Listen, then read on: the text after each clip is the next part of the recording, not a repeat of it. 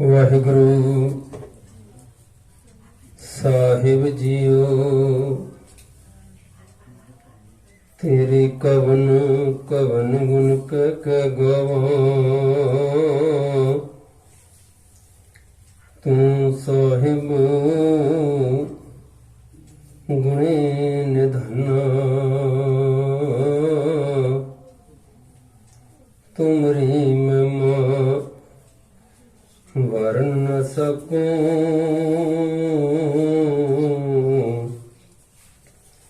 ਤੂੰ ਠਾਕੁਰ ਊਚ ਭਗਵਾਨਾ, ਤੇਰੇ ਗੁਣ ਬਹੁਤੇ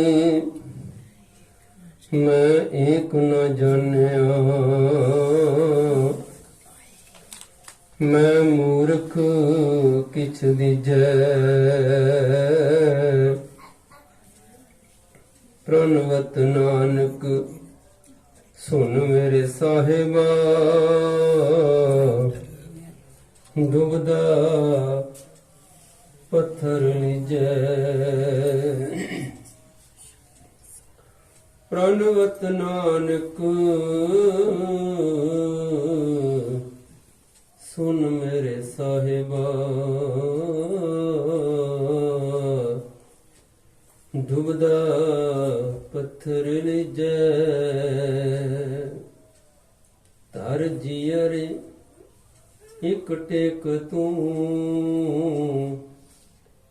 ਲਾਹੇ ਬੇੜਾ ਨਹੀਂ ਆਸ, ਨਾਨਕ ਨਾਮ ਤੇ ਆਈਐ। ਕਾਰਜ ਆਵੈ ਰਾਸ, ਨਾਨਕ ਨਾਮ ਤੇ ਆਈਐ। ਕਾਰਜ ਆਵੈ ਰਾਸ।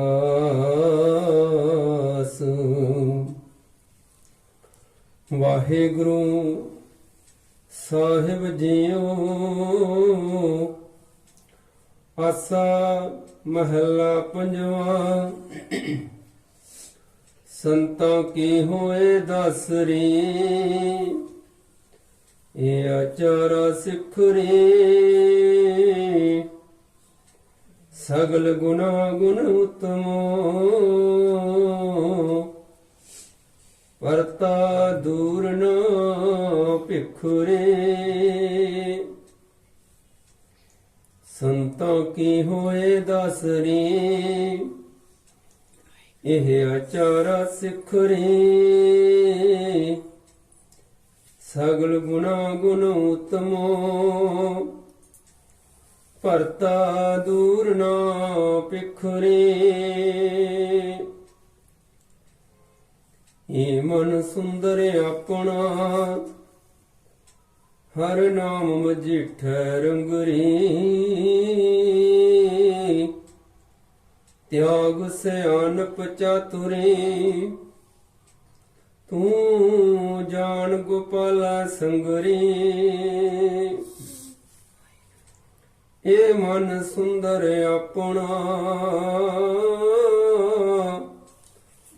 ਹਰ ਨਾਮ ਮਜਿਠ ਰੰਗਰੀ। ਤਿਆਗ ਸਿਆਨਪ ਚਾਤੁਰੀ, ਤੂੰ ਜਾਣ ਗੋਪਾਲ ਸੰਗਰੇ। ਰਹਾਉ ਪਰਤਾ ਕਹੈ ਸੋ ਮਾਨਿਐ, ਇਹ ਸ਼ਿੰਗਾਰ ਬਣਾਏ ਰੇ। ਦੂਜਾ ਭਾਉ ਵਿਸਾਰੀਐ, ਇਹ ਤਾਂ ਬੋਲਾ ਖਾਏ ਰੇ। ਗੁਰ ਕਾ ਸ਼ਬਦ ਕਰ ਦੀਪਕੋ, ਇਹ ਸਤ ਕੀ ਸੇਜ ਵਿਛਾਏ ਰੇ। ਆਠ ਪਹਿਰ ਕਰ ਜੋੜ ਰਹੋ, ਤੋ ਪਿਟ ਹਰ ਰਾਏ ਰੇ। ਤਿਸ ਹੀ ਚਜ ਸ਼ਿੰਗਾਰ ਸਭ ਸਾਈ ਰੂਪ ਅਪਾਰ ਰੀ ਸਾਈ ਸੁਹਾਗਣ ਨਾਨਕਾ ਜੋ ਪਾਣੀ ਕਰਤਾਰ ਰੀ ਤਿਸ ਹੀ ਚੱਜ ਸ਼ਿੰਗਾਰ ਸਭ ਸਾਈ ਰੂਪ ਅਪਾਰ ਰੀ ਸਾਈ ਸੁਹਾਗਣ ਨਾਨਕਾ ਜੋ ਪਾਣੀ ਕਰਤਾਰ ਰੇ। ਜੁਗੋ ਜੁਗ ਅਟਲ ਚਵਰ ਤਖਤ ਦੇ ਮਾਲਕ ਦੋ ਜਹਾਨ ਦੇ ਵਾਲੀ ਧੰਨ ਧੰਨ ਸਾਹਿਬ ਸ੍ਰੀ ਗੁਰੂ ਗ੍ਰੰਥ ਸਾਹਿਬ ਜੀ ਮਹਾਰਾਜ ਜੀ ਦੀ ਪਾਵਨ ਪਵਿੱਤਰ ਗੋਦ ਵਿੱਚ ਸੰਧਿਆ ਦੇ ਵੇਲੇ ਗੁਰੂ ਦੀ ਸੰਗਤ ਕਰ ਰਹੇ ਸਤਸੰਗੀ ਜਨੋ, ਆਓ ਸਭ ਤੋਂ ਪਹਿਲਾਂ ਸਤਿਗੁਰੂ ਪਾਤਸ਼ਾਹ ਧੰਨ ਗੁਰੂ ਕਲਗੀਧਰ ਪਾਤਸ਼ਾਹ ਜੀ ਮਹਾਰਾਜ ਜਿਨ੍ਹਾਂ ਦੀ ਬਖਸ਼ੇ ਹੋਏ ਮੁਬਾਰਕ ਫਤਿਹ ਨੂੰ ਆਪਾਂ ਸਾਰੇ ਹੀ ਗੱਜ ਵੱਜ ਕੇ ਸਾਂਝੀ ਕਰੀਏ। ਬੋਲੀਏ ਜੀ ਵਾਹਿਗੁਰੂ ਜੀ ਕਾ ਖਾਲਸਾ ਵਾਹਿਗੁਰੂ ਜੀ ਕੀ ਫਤਿਹ। ਉੱਤਮ ਭਾਗ ਹਨ ਜਿਨ੍ਹਾਂ ਜੀਵਾਂ ਨੂੰ ਗੁਰੂ ਦੀ ਸੰਗਤ ਪ੍ਰਾਪਤ ਹੁੰਦੀ ਹੈ, ਅਤੇ ਸਭ ਤੋਂ ਵੱਡੇ ਭਾਗ ਹਨ ਉਹ ਗੁਰਮੁਖ ਪਰਿਵਾਰ ਜਿਨ੍ਹਾਂ ਨੂੰ ਗੁਰੂ ਦੀ ਰਹਿਮਤ ਬਖਸ਼ਿਸ਼ ਸਦਕਾ, ਗੁਰੂ ਦਾ ਪਿਆਰ ਸਦਕਾ ਇਹ ਸਿੱਖੀ ਜੀਵਨ ਜਾਂਚ ਜਿਹੜੀ ਹੈ, ਜਿਨ੍ਹਾਂ ਨੂੰ ਸਮਝ ਆ ਜਾਂਦੀ ਹੈ, ਜਿਹੜੇ ਉਸ ਮਾਲਕ ਦੇ ਭੈ ਭਾਵਨੀ ਦੇ ਅੰਦਰ ਰਹਿ ਕਰਕੇ ਅਦਬ ਸਤਕਾਰ ਦੇ ਨਾਲ ਆਪਣੇ ਗੁਰੂਆਂ ਨੂੰ ਚੇਤੇ ਕਰਦਿਆਂ ਹੋਇਆਂ,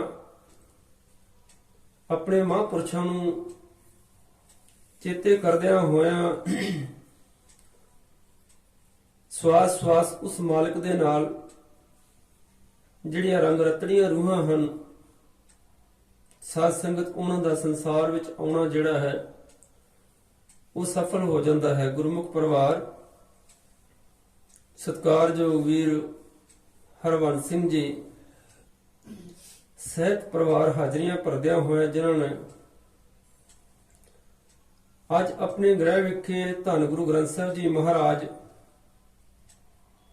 ਜਿਸ ਦਾ ਸਹਿਜ ਪਾਠ ਦੀ ਆਰੰਭਤਾ ਕਰਵਾ ਕਰਕੇ ਸਭ ਤੋਂ ਪਹਿਲਾਂ ਉਸ ਮਾਲਕ ਅੱਗੇ ਅਰਦਾਸਾਂ ਬੇਨਤੀਆਂ ਕਰਦਿਆਂ ਹੋਇਆਂ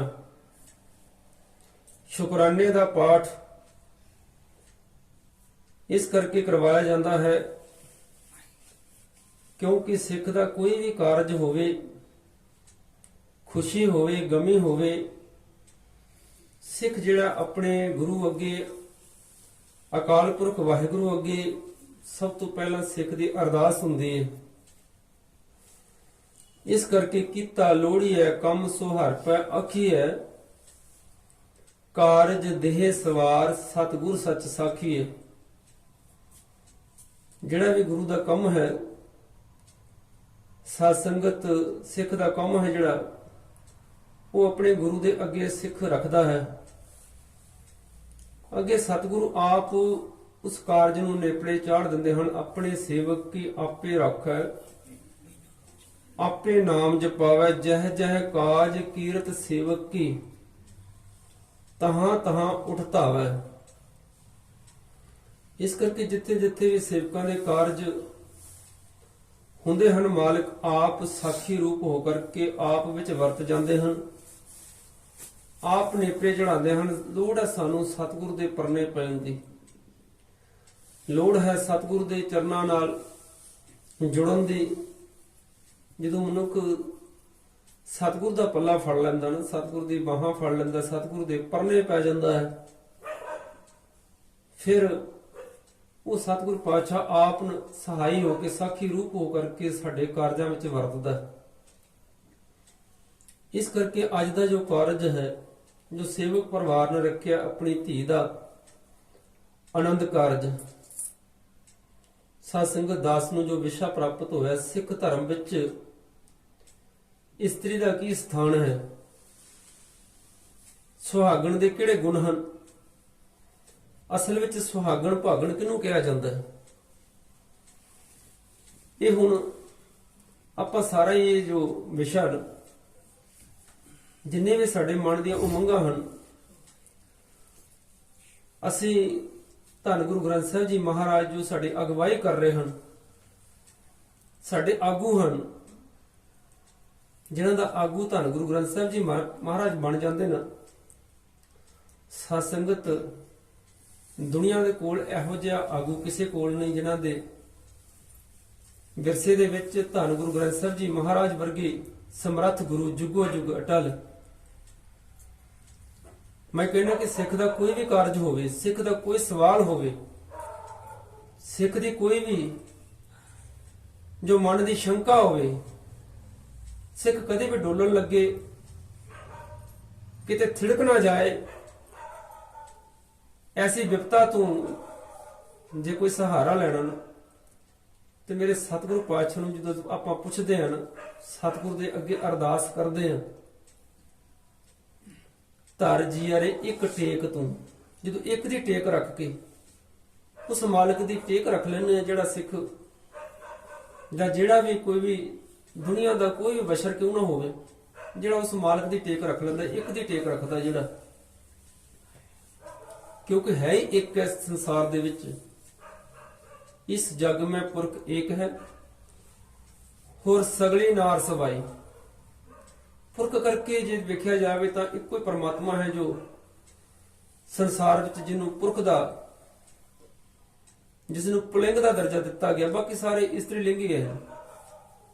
ਬੇਸ਼ੱਕ ਆਪਾਂ ਪੁਰਸ਼ ਵਿੱਚ ਵੀ ਹਾਂ, ਇਸਤਰੀ ਵਿੱਚ ਵੀ ਹਾਂ, ਪਰ ਸਤਿਗੁਰੂ ਪਾਤਸ਼ਾਹ ਨੇ ਜੋ ਸਾਨੂੰ ਜੋ ਬਾਣੀ ਰਾਹੀਂ ਸਮਝਾਉਣ ਦਾ ਯਤਨ ਕੀਤਾ ਨਾ, ਸਾਨੂੰ ਜੀਵ ਇਸਤਰੀ ਕਰਕੇ ਕਿਹਾ ਗਿਆ, ਭਾਵੇਂ ਅਸੀਂ ਮਰਦ ਹਾਂ ਤੇ ਭਾਵੇਂ ਅਸੀਂ ਇਸਤਰੀਆਂ, ਸਾਡਾ ਕੇਵਲ ਤਾਂ ਕੇਵਲ ਖਸਮ ਪਰਮਾਤਮਾ ਪ੍ਰਭੂ ਹੈ।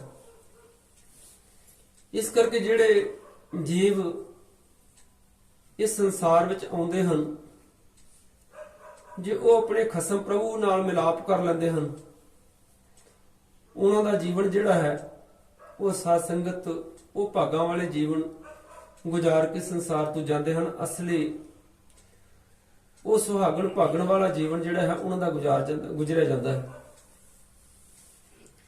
ਇਸ ਕਰਕੇ ਆਓ ਜੋ ਦਾਸ ਨੇ ਜੋ ਆਪ ਦੇ ਸਾਹਮਣੇ ਜੋ ਸ਼ਬਦ ਜੋ ਆਪ ਨੇ ਜਿਸ ਦਾ ਪਾਠ ਸਰਵਣ ਕੀਤਾ ਨਾ, ਇਹ ਪਾਵਨ ਸ਼ਬਦ ਧੰਨ ਧੰਨ ਸਾਹਿਬ ਸ੍ਰੀ ਗੁਰੂ ਅਰਜਨ ਦੇਵ ਜੀ ਮਹਾਰਾਜ ਪੰਜਵੇਂ ਪਾਤਸ਼ਾਹ, ਜਿਨ੍ਹਾਂ ਦੀ ਮੁਬਾਰਕ ਬਾਣੀ ਆਸਾ ਰਾਗ ਦੇ ਵਿੱਚ ਸਤਿਗੁਰੂ ਪਾਤਸ਼ਾਹ ਨੇ ਇਹ ਪਾਵਨ ਬਾਣੀ ਦਾ ਉਚਾਰਨ ਕੀਤਾ, ਕਿ ਧੰਨ ਗੁਰੂ ਗ੍ਰੰਥ ਸਾਹਿਬ ਜੀ ਮਹਾਰਾਜ ਦੇ ਪਾਵਨ ਪਵਿੱਤਰ ਪੰਨਾ 400 ਤੇ ਸੁਭਾਏਮਾਨ ਹੈ। ਸਤਿਗੁਰੂ ਪਾਤਸ਼ਾਹ ਇਸ ਪਾਵਨ ਸ਼ਬਦ ਵਿੱਚ ਸਾਨੂੰ ਕੀ ਸਮਝਾਉਣ ਦਾ ਯਤਨ ਕਰਦੇ ਹਨ, ਕਿਉਂਕਿ ਸ਼ਬਦ ਦਾ ਜੋ ਰਹਾਉ ਦਾ ਬੰਧਨ, ਉਹ ਸ਼ਬਦ ਦਾ ਕੇਂਦਰੀ ਭਾਵ ਹੋਇਆ ਕਰਦਾ, ਇਹ ਮਨ ਸੁੰਦਰੇ ਆਪਨ ਹਰ ਨਾਮ ਮਜੀਠੈ ਰੰਗਰੀ, ਤਿਆਗ ਸਿਆਣਪ ਚਾਤੁਰੀ, ਤੂੰ ਜਾਣ ਗੋਪਾਲੇ ਸੰਗਰੀ। ਮਨ ਨੂੰ ਸੰਬੋਧਨ ਕਰਕੇ ਸਾਨੂੰ ਸਮਝਾਉਣ ਦਾ ਯਤਨ ਕੀਤਾ ਪਾਤਸ਼ਾਹ ਨੇ। हे ਮੇਰੀ ਸੋਹਣੀ ਜਿੰਦੇ, हे ਮੇਰੇ ਸੋਹਣੇ ਮਨ, ਤੂੰ ਆਪਣੀ ਜ਼ਿੰਦਗੀ ਜਿਹੜੀ ਹੈ ਉਹ ਪ੍ਰਭੂ ਪਰਮਾਤਮਾ ਦੇ ਨਾਮ ਦੇ ਨਾਲ ਇਸ ਨੂੰ ਰੰਗ ਕਰਕੇ ਤੇ ਇਸ ਨੂੰ ਬਿਤਾਉਣ ਦਾ ਯਤਨ ਕਰ। ਇਹ ਮਨ ਸੁੰਦਰ ਆਪਣਾ ਹਰ ਨਾਮ ਮਜੀਠ ਹੈ ਰੰਗਰੀ। ਮਜੀਠ ਹੁੰਦਾ ਬੜਾ ਪੱਕਾ ਰੰਗ।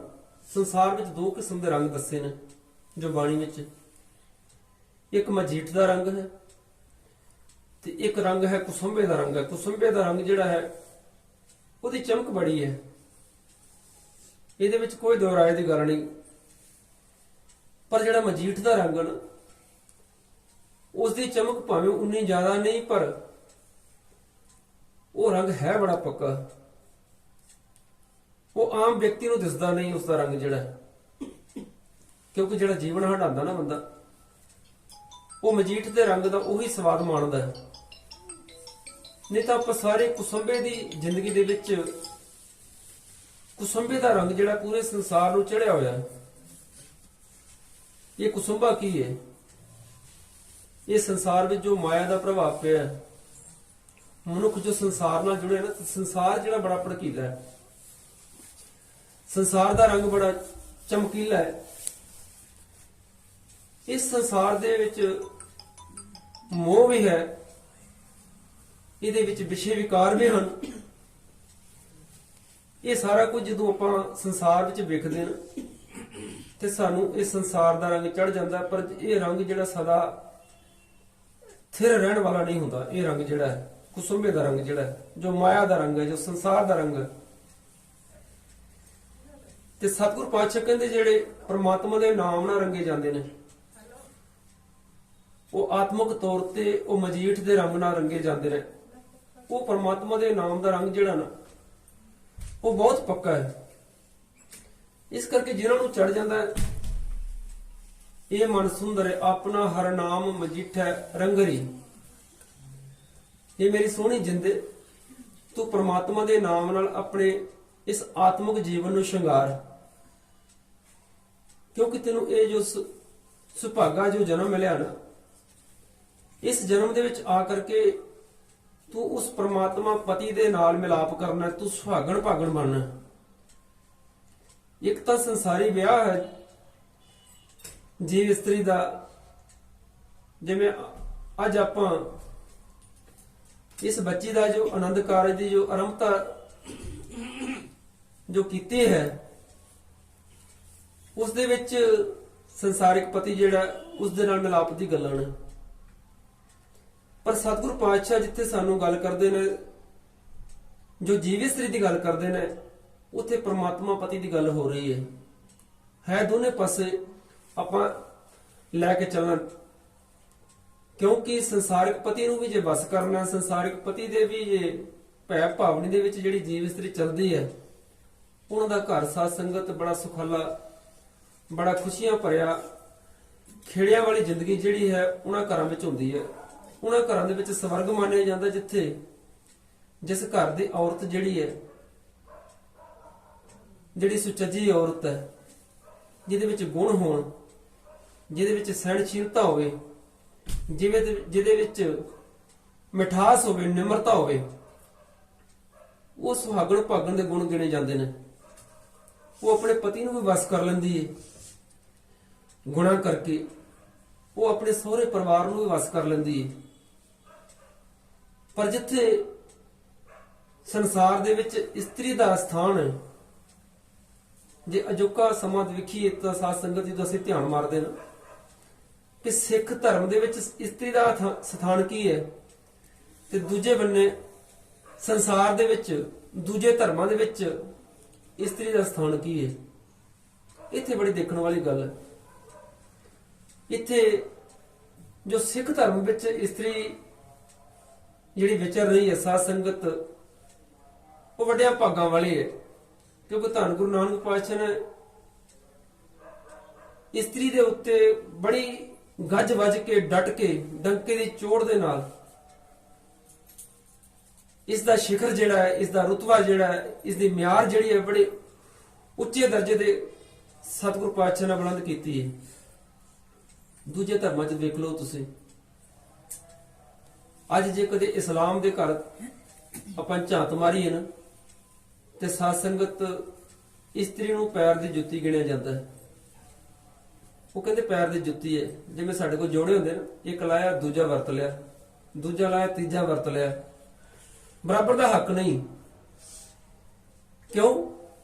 ਕਿ ਉਸ ਨੂੰ ਸ਼ੂਦਰ ਮੰਨਿਆ ਜਾਂਦਾ ਹੈ, ਕਿਸ ਦਾ ਘਟੀਆ ਮੰਨਿਆ ਜਾਂਦਾ ਹੈ, ਉਸ ਨੂੰ ਪਵਿੱਤਰ ਨਹੀਂ ਮੰਨਿਆ ਜਾਂਦਾ। ਮਰਦ ਦੇ ਮੁਕਾਬਲੇ ਇਸਤਰੀ ਜਿਹੜੀ ਹੈ ਉਹ ਇਸਲਾਮ ਦੇ ਵਿੱਚ ਵੀ ਪੂਰੀ ਨਹੀਂ, ਉਹਨੂੰ ਬਰਾਬਰ ਦਾ ਹੱਕ ਨਹੀਂ। ਜੇ ਕਦੇ ਪੂਜਾ ਦੀ ਗੱਲ ਕੀਤੀ ਜਾਂਦੀ, ਜੇ ਕਿਤੇ ਉਸ ਮਾਲਕ ਦੀ ਇਬਾਦਤ ਦੀ ਗੱਲ ਕਰਨ ਕੀਤੀ ਜਾਂਦੀ ਹੈ, ਤੇ ਜਿਸ ਮਸਜਿਦ ਵਿੱਚ ਇੱਕ ਮੁਸਲਮਾਨ ਜੋ ਨਮਾਜ਼ ਨੂੰ ਗੁਜ਼ਾਰਦਾ ਨਾ, ਉੱਥੇ ਇਸਲਾਮ ਨੂੰ ਧਾਰਨ ਕਰਨ ਵਾਲੀ ਜਿਹੜੀ ਤੀਵੀ ਹੈ, ਜਿਹੜੀ ਬੀਬੀ ਹੈ, ਇਸਤਰੀ ਜਿਹੜੀ ਹੈ, ਉਹ ਉਸ ਮਸਜਿਦ ਵਿੱਚ ਜਾ ਕੇ ਨਮਾਜ਼ ਨਹੀਂ ਕਰ ਸਕਦੀ। ਹਿੰਦੂ ਧਰਮ ਨੂੰ ਵੇਖ ਲਓ, ਇੱਥੇ ਤਾਂ ਵਰਨਮਾਲੀ ਬਹੁਤ ਹੈ। ਇੱਥੇ ਵੀ ਇਸਤਰੀ ਨੂੰ ਸ਼ੂਦਰ ਕਿਹਾ ਗਿਆ, ਪਵਿੱਤਰ ਮੰਨਿਆ ਗਿਆ। ਇੱਥੇ ਸੂਤਕ ਪਾਤਕ ਦੀਆਂ ਗੱਲਾਂ ਕੀਤੀਆਂ ਜਾਂਦੀਆਂ ਨੇ। ਇੱਥੇ ਧਾਰਮਿਕ ਸਥਾਨਾਂ ਉੱਤੇ ਇਸਤਰੀ ਨੂੰ ਕਈ ਐਸੇ ਮੰਦਿਰ ਨੇ ਜਿੱਥੇ ਇਸਤਰੀ ਨੂੰ ਬਿਲਕੁਲ ਉੱਥੇ ਮੱਥਾ ਟੇਕਣ ਤੱਕ ਜਾਣ ਦੀ ਇਜਾਜ਼ਤ ਨਹੀਂ। ਆਪਾਂ ਰੋਜ਼ ਖਬਰਾਂ ਸੁਣਦੇ ਆ, ਐਸੇ ਐਸੇ ਮੰਦਿਰ ਨੇ ਜਿੱਥੇ ਇਸਤਰੀ ਮੱਥਾ ਟੇਕਣ ਤੱਕ ਵੀ ਨਹੀਂ ਜਾ ਸਕਦੀ। ਫਿਰ ਦੂਜੇ ਬੰਨੇ ਜਿਹੜੇ ਉਹਨੂੰ ਧਾਰਮਿਕ ਅਧਿਕਾਰ ਨੇ ਉਹ ਵੀ ਬਰਾਬਰਤਾ ਦੇ ਨਹੀਂ। ਜੇ ਉੱਚੀ ਜਾਤ ਵਾਲਾ ਕਦੇ ਜਨੇਊ ਪਾਉਂਦਾ ਤੇ ਇਸਤਰੀ ਨੂੰ ਜਨੇਊ ਨਹੀਂ ਪਾਇਆ ਜਾਂਦਾ। ਕਿਉਂ? ਉਸ ਨੂੰ ਸ਼ੂਦਰ ਮੰਨਿਆ ਗਿਆ, ਉਸ ਨੂੰ ਘਟੀਆ ਮੰਨਿਆ ਗਿਆ। ਤੇ ਜੇ ਅਸੀਂ ਗੁਰੂ ਨਾਨਕ ਦੇ ਘਰ ਨੂੰ ਵੇਖੀਏ ਤੇ ਮੇਰੇ ਸਤਿਗੁਰੂ ਪਾਤਸ਼ਾਹ ਨੇ ਬੜੀ ਬੁਲੰਦ ਆਵਾਜ਼ ਦੇ ਵਿੱਚ ਇਹ ਨਾਰਾ ਲਾਇਆ ਸੰਸਾਰ ਦੇ ਵਿੱਚ। ਸਤਿਗੁਰੂ ਪਾਤਸ਼ਾਹ ਜੋ ਸੰਸਾਰ ਵਿੱਚ ਆਏ ਨਾ, ਬਾਬਾ ਦੇਖਿਆ ਧਿਆਨ ਧਰ ਜਲਤੀ ਸਭ ਪ੍ਰਿਥਵੀ ਦਿਸਿਆਈ, ਬਾਝੋਂ ਗੁਰੂ ਗਵਾਰ ਹੈ ਕਰਦੀ ਭਈ ਲਪਾਈ। ਸਾਧ ਸੰਗਤ, ਇਹ ਹਾਹਾਕਾਰ ਮਚੀ ਸੀ ਇਸ ਸੰਸਾਰ ਦੇ ਵਿੱਚ। ਤੇ ਇੱਥੇ ਇਸਤਰੀ ਨੂੰ ਕੌਣ ਪੁੱਛਦਾ ਸੀ? ਕਿਉਂਕਿ ਇੱਥੇ ਬਰਾਬਰ ਦੀ ਗੱਲ ਹੀ ਨਹੀਂ। ਇਸ ਕਰਕੇ ਮੇਰੇ ਸਤਿਗੁਰੂ ਪਾਤਸ਼ਾਹ ਨੇ ਇਹ ਵੇਖਿਆ ਕਿ ਉਹ ਇਸਤਰੀ ਜਿਹੜੀ ਹੈ, ਜਿਹੜੀ ਇੱਕ ਰਾਜਿਆਂ ਨੂੰ ਜਨਮ ਦੇਣ ਵਾਲੀ, ਜਿਹਦੀ ਕੁੱਖ ਤੇ ਬੜੇ ਬੜੇ ਮਹਾਂਪੁਰਖ ਜਨਮ ਲੈਂਦੇ ਨੇ, ਜਿਹਦੀ ਕੁੱਖ ਤੋਂ ਸੰਸਾਰ ਦੀ ਉਤਪਤੀ ਹੁੰਦੀ ਹੈ। ਕਿਉਂਕਿ ਬਾਣੀ ਵਿੱਚ ਵੀ ਜੋ ਸੰਸਾਰ ਦੀ ਉਤਪਤੀ ਦੇ ਜੋ ਸੋਰਸ ਦੱਸੇ ਨਾ, ਅੰਡਜ ਜੇਰਜ ਸੇਤਜ ਉਤਪਜ, ਇਹ ਸੰਸਾਰ ਜਿਹੜਾ ਹੈ ਉਸ ਮਾਲਕ ਨੇ ਇੱਕ ਐਸੀ ਰਚਨਾ ਬਣਾਈ ਹੈ ਕਿ ਇੱਥੇ ਮੇਲ ਵੀ ਹੈ ਤੇ ਫੀਮੇਲ ਵੀ ਹੈ। ਜਦੋਂ ਤੱਕ ਇਸਤਰੀ ਤੇ ਮਰਦ ਦਾ ਜਿਹੜਾ ਆਪਸੀ ਰਿਸ਼ਤਾ ਨਹੀਂ ਬਣਦਾ, ਉਦੋਂ ਤੱਕ ਸੰਸਾਰ ਦੇ ਵਿੱਚ ਔਲਾਦ ਪੈਦਾ ਨਹੀਂ ਹੋ ਸਕਦੀ। ਪਰ ਉਸੇ ਇਸਤਰੀ ਨੂੰ ਸੰਸਾਰ ਦੇ ਲੋਕਾਂ ਨੇ ਇੱਕ ਆਰਾਮ ਪ੍ਰਸਤੀ ਵਾਸਤੇ ਰੱਖ ਲਿਆ ਤੇ ਦੂਜੇ ਪਾਸੇ ਉਸ ਨੂੰ ਸ਼ੂਦਰ ਕਹਿ ਦਿੱਤਾ। ਉਹਦੇ ਹੱਥ ਦੀ ਬਣੀ ਰੋਟੀ, ਉਹਦੇ ਵਿਛਾਏ ਹੋਏ ਬਿਸਤਰ, ਉਹਦਾ ਸਜਾਇਆ ਹੋਇਆ ਘਰ, ਉਹਦੇ ਸਾਰੇ ਸੁੱਖ ਲੈ ਕੇ ਬਾਅਦ ਵਿੱਚ ਉਹਨੂੰ ਦਰਜਾ ਕਿਹੜਾ ਮਿਲਦਾ? ਉਸ ਨੂੰ ਬਰਾਬਰਤਾ ਦਾ ਦਰਜਾ ਨਹੀਂ ਮਿਲਦਾ। ਤੇ ਮੇਰੇ ਸਤਿਗੁਰੂ ਪਾਤਸ਼ਾਹ ਕਹਿਣ ਲੱਗੇ, ਭੰਡ ਜੰਮੀਏ ਭੰਡ ਨਿੰਮੀਏ, ਭੰਡ ਮੰਗਣ ਵਿਆਹ, ਭੰਡੋ ਹੋਵੇ ਦੋਸਤੀ, ਭੰਡੋ ਚਲੇ ਰਾਹ, ਭੰਡ ਮੂਆ ਭੰਡ ਭਾਲੀਐ, ਭੰਡ ਹੋਆ ਬੰਧਾਨ, ਸੋ ਕਿਉ ਮੰਦਾ ਆਖੀਏ, ਜਿਤ ਜਮੈ ਰਜ਼ਾਨ। ਸਾਰੇ ਸਾਥ ਜਿਹੜੇ ਸਾਡੇ ਇਸਤਰੀ ਦੇ ਨਾਲ ਨੇ, ਉਹਨੂੰ ਅਸੀਂ ਵਿਆਹ ਕੇ ਲਿਆਉਂਦੇ ਹਾਂ। ਉਹ ਹੀ ਸਾਡੇ ਘਰ ਪੈਦਾ ਹੁੰਦੀ ਹੈ। ਉਹ ਹੀ ਇਸਤਰੀ ਜਿਹੜੀ ਹੈ ਬਾਅਦ ਚ ਮਾਂ ਬਣਦੀ ਹੈ। ਉਹ ਹੀ ਇਸਤਰੀ ਮਾਂ ਬਣ ਕੇ ਬੜੇ ਬੜੇ ਰਾਜਿਆਂ ਨੂੰ, ਮਹਾਂਪੁਰਸ਼ਾਂ ਨੂੰ ਉਹ ਜਨਮ ਦਿੰਦੀ ਹੈ। ਤੇ ਕਹਿੰਦੇ ਉਸ ਨੂੰ ਤੁਸੀਂ ਮੰਦਾ ਕਹਿੰਦੇ ਹੋ। ਸੋ ਕਿਉਂ ਮੰਦਾ ਆਖੀਏ, ਜਿਤ ਜੰਮੇ ਰਜ਼ਾਨ, ਜਿਹੜੇ ਰਾਜਿਆਂ ਨੂੰ ਜਨਮ ਦੇਣ ਵਾਲੀ ਹੈ। ਕਦੇ ਧਿਆਨ ਮਾਰੀਏ, ਕਦੇ ਆਪਣੇ ਸਿੱਖ ਇਤਿਹਾਸ ਵਿੱਚ ਮਾਤਾ ਗੁਜਰ ਕੌਰ ਵਰਗੀ, ਭੈਣ ਸ਼ਰਨ ਕੌਰ ਵਰਗੀਆਂ, ਹਰਸ਼ਰਨ ਕੌਰ ਵਰਗੀ, ਬੀਬੀ ਭਾਨੀ ਵਰਗੀਆਂ, ਜਿਨ੍ਹਾਂ ਦੀ ਮਹਾਨ ਦੇਣ ਜਿਹੜੀ ਹੈ ਸਾਡੇ ਸਿੱਖ ਇਤਿਹਾਸ ਵਿੱਚ ਸਾਨੂੰ ਮਿਲ ਜਾਂਦੀ। ਅਸੀਂ ਸ਼ੁਕਰਾਨਾ ਕਰੀਏ, ਕੋਟਾਨ ਕੋਟ ਕਰੀਏ ਧੰਨ ਗੁਰੂ ਨਾਨਕ ਪਾਤਸ਼ਾਹ ਜੀ ਮਹਾਰਾਜ ਦਾ, ਜਿਨ੍ਹਾਂ ਦੇ ਆਪਾਂ ਵਾਰਸ ਹਾਂ, ਜਿਨ੍ਹਾਂ ਨੇ ਸੰਸਾਰ ਨੂੰ ਮਾਰਿਆ ਸਿੱਕਾ ਜਗਤ ਵਿੱਚ, ਨਾਨਕ ਨਿਰਮਲ ਪੰਥ ਚਲਾਇਆ। ਇਹ ਨਿਰਮਲ ਪੰਥ ਚਲਾ ਕੇ ਸਾਨੂੰ ਇਹ ਮਾਣ ਵਡਿਆਈ, ਇਹ ਮਾਨਤਾ ਦਿੱਤੀ। ਇੱਥੇ ਕੋਈ ਮਰਦ ਵੱਡਾ ਨਹੀਂ, ਇੱਥੇ ਤੀਵੀ ਛੋਟੀ ਨਹੀਂ, ਬਰਾਬਰ ਦਾ ਹੱਕ ਹੈ। ਜੇ ਅੱਜ ਕਦੇ ਅਸੀਂ ਧੰਨ ਗੁਰੂ ਗ੍ਰੰਥ ਸਾਹਿਬ ਜੀ ਮਹਾਰਾਜ ਦੇ ਤਾਬਿਆਂ ਵਿੱਚ ਗੱਲ ਕਰੀਏ ਤਾਂ ਇੱਥੇ ਜਿੱਥੇ ਭਾਈ ਸਾਹਿਬਾਨ ਪਾਠ ਕਰ ਸਕਦੇ ਨੇ, ਉੱਥੇ ਮੇਰੀ ਭੈਣ ਵੀ ਪਾਠ ਕਰਦੀ ਹੈ, ਮੇਰੀ ਮਾਂ ਵੀ ਪਾਠ ਕਰ ਸਕਦੀ ਹੈ। ਇੱਥੇ ਸ਼ੂਦਰ ਵਾਲੀ ਗੱਲ ਨਹੀਂ, ਇੱਥੇ ਛੂਤ ਛਾਤ ਦੀ ਕੋਈ ਗੱਲ ਨਹੀਂ, ਇੱਥੇ ਜਾਤ ਪਾਤ ਦੀ ਕੋਈ ਗੱਲ ਨਹੀਂ। ਮੇਰੇ ਸਤਿਗੁਰੂ ਪਾਤਸ਼ਾਹ ਨੇ ਸਾਰੇ ਝਗੜੇ ਬਖੇੜੇ ਕੱਢ ਕੇ ਨਾ ਤੇ ਸਾਨੂੰ ਇੱਕੋ ਹੀ ਬਹੁਤ ਵੱਡਾ ਦਰਜਾ ਦਿੱਤਾ। ਮਾਨਸ ਕੀ ਜਾਤ ਸਭ ਹੈ, ਇੱਕ ਹੈ ਪਹਿਚਾਨ ਉਹ। ਇਹ ਜੋ ਸਾਨੂੰ ਦਰਜਾ ਦਿੱਤਾ, ਇਹ ਉਸ ਗੁਰੂ ਨਾਨਕ ਦੇ ਘਰ ਦੀ ਦੇਣ ਹੈ। ਇੱਥੇ ਭਾਵੇਂ ਇਸਤਰੀ ਹੋਵੇ ਭਾਵੇਂ ਪੁਰਸ਼ ਹੋਵੇ, ਸਾਧ ਸੰਗਤ ਇੱਥੇ ਬਰਾਬਰ ਦਾ ਹੱਕ ਹੈ। ਆ ਸੰਸਾਰ 'ਚ ਵੇਖੋ ਤੁਸੀਂ, ਇਸ ਗੱਲ ਦੀ ਜਦੋਜਦ ਚੱਲ ਰਹੀ, ਲੜਾਈ ਲੱਗੀ ਪਈ ਹੈ ਕਿ ਇਸਤਰੀ ਨੂੰ ਜਿਹੜਾ ਕੁਝ ਨਾ ਕੁਝ ਆਰਕਸ਼ਣ ਦਿੱਤਾ ਜਾਵੇ, 50% ਆਰਕਸ਼ਣ ਦਿੱਤਾ ਜਾਵੇ, 30% ਦਿੱਤਾ ਜਾਵੇ। ਸਰਕਾਰਾਂ ਨਹੀਂ ਦੇ ਰਹੀਆਂ। ਇਸਲਾਮ ਦੇ ਵਿੱਚ 3 ਤਲਾਕ ਕਹਿ ਕੇ ਇਸਤਰੀ ਨੂੰ 3 ਲਫ਼ਜ਼ ਬੋਲ ਕੇ ਉਹ ਛੱਡ ਦਿੰਦੇ ਨੇ। ਇੰਨੀ ਉੱਥੇ ਬਦਸਲੂਕੀ ਹੈ, ਇੰਨਾ ਬੇਇਨਸਾਫੀ ਜਿਹੜੀ ਹੈ ਇਸਤਰੀ ਦੇ ਨਾਲ, ਇਹ ਦੂਜੇ ਧਰਮਾਂ ਵਿੱਚ ਤੁਸੀਂ ਵੇਖਦੇ ਹੋ। ਪਰ ਸਿੱਖ ਧਰਮ ਦੇ ਵਿੱਚ ਤੁਹਾਨੂੰ ਜਿੰਨਾ ਮਾਣ ਇਸਤਰੀ ਨੂੰ ਮਿਲਿਆ, ਸਾਧ ਸੰਗਤ, ਸ਼ਾਇਦ ਇਸ ਸੰਸਾਰ ਦੇ ਵਿੱਚ ਕਿਸੇ ਹੋਰ ਨੂੰ ਮਿਲ ਸਕਦਾ ਹੋਵੇ। ਇਸ ਕਰਕੇ ਸਾਡਾ ਸਿਰ ਜਿਹੜਾ ਹੈ ਉਹ ਫਕਰ ਦੇ ਨਾਲ ਉੱਚਾ ਹੋ ਜਾਂਦਾ ਹੈ ਜਦੋਂ ਅਸੀਂ ਧੰਨ ਗੁਰੂ ਪਾਤਸ਼ਾਹ ਦੇ ਜੀਵਨ ਦੇ ਕਾਰਨਾਮੇ ਪੜ੍ਹਨੇ ਹਾਂ, ਜਦੋਂ ਉਹਨਾਂ ਦੀਆਂ ਬਖਸ਼ਾਂ ਜਿਹੜੀ ਸਾਨੂੰ ਇਹ ਧੰਨ ਗੁਰੂ ਗ੍ਰੰਥ ਸਾਹਿਬ ਜੀ ਮਹਾਰਾਜ ਦੀ ਜੋ ਦੇਣ ਬਖਸ਼ਿਸ਼ ਹੋਈ ਹੈ, ਜਦੋਂ ਆਪਾਂ ਪੜ੍ਹਦੇ ਹਾਂ ਨਾ ਸਾਧ ਸੰਗਤ, ਹਰ ਕਿਸੇ ਧਰਮ ਨੂੰ ਮੰਨਣ ਵਾਲਾ ਜਿਹੜਾ ਬੰਦਾ ਹੈ, ਜੇ ਕਦੇ ਉਹ ਮਨ ਕਰਕੇ ਧੰਨ ਗੁਰੂ ਗ੍ਰੰਥ ਸਾਹਿਬ ਦੀ ਬਾਣੀ ਨੂੰ ਪੜ੍ਹ ਲਵੇ, ਵਿਚਾਰ ਲਵੇ, ਤੇ ਉਹਦਾ ਜ਼ਿੰਦਗੀ ਦਾ ਰਾਹ ਜਿਹੜਾ ਹੈ ਉਹ ਸੁਖਾਲਾ ਬਣ ਸਕਦਾ ਹੈ। ਪਰ ਅੱਜ ਅਫਸੋਸ ਹੈ, ਅੱਜ ਸਾਡਾ ਸਿੱਖ ਸਮਾਜ ਵੀ ਜਿਹੜਾ ਹੈ ਉਹ ਵੀ ਕੇਵਲ ਅਸੀਂ ਪਾਠ ਸੁਖਮਨੀ ਸਾਹਿਬ ਦਾ ਪਾਠ ਕਰਵਾ ਲਿਆ, ਅਖੰਡ ਪਾਠ ਸਾਹਿਬ ਕਰਵਾ ਲਏ, ਸਹਿਜ ਪਾਠ ਕਰਵਾ ਲਏ, ਰੁਮਾਲੇ ਭੇਟ ਕਰ ਦਿੱਤੇ, ਵਧੀਆ ਅਰਦਾਸਾਂ ਕਰਵਾ ਦਿੱਤੀਆਂ, ਵਧੀਆ ਲੰਗਰ ਲਾ ਦਿੱਤੇ। ਲਗਾਉਣੇ ਚਾਹੀਦੇ ਸਾਧ ਸੰਗਤ, ਸਭ ਕੁਝ ਠੀਕ ਹੈ। ਸੇਵਾ ਹਰ ਕਿਸੇ ਦੀ ਜਿਹੜੀ ਕਬੂਲ ਹੈ ਗੁਰੂ ਦੇ ਘਰ ਦੇ ਵਿੱਚ, ਵੱਧ ਤੋਂ ਵੱਧ ਕੀਤੀ ਜਾ ਸਕਦੀ ਹੈ, ਵੱਧ ਤੋਂ ਵੱਧ ਕਰਨੀ ਚਾਹੀਦੀ ਹੈ।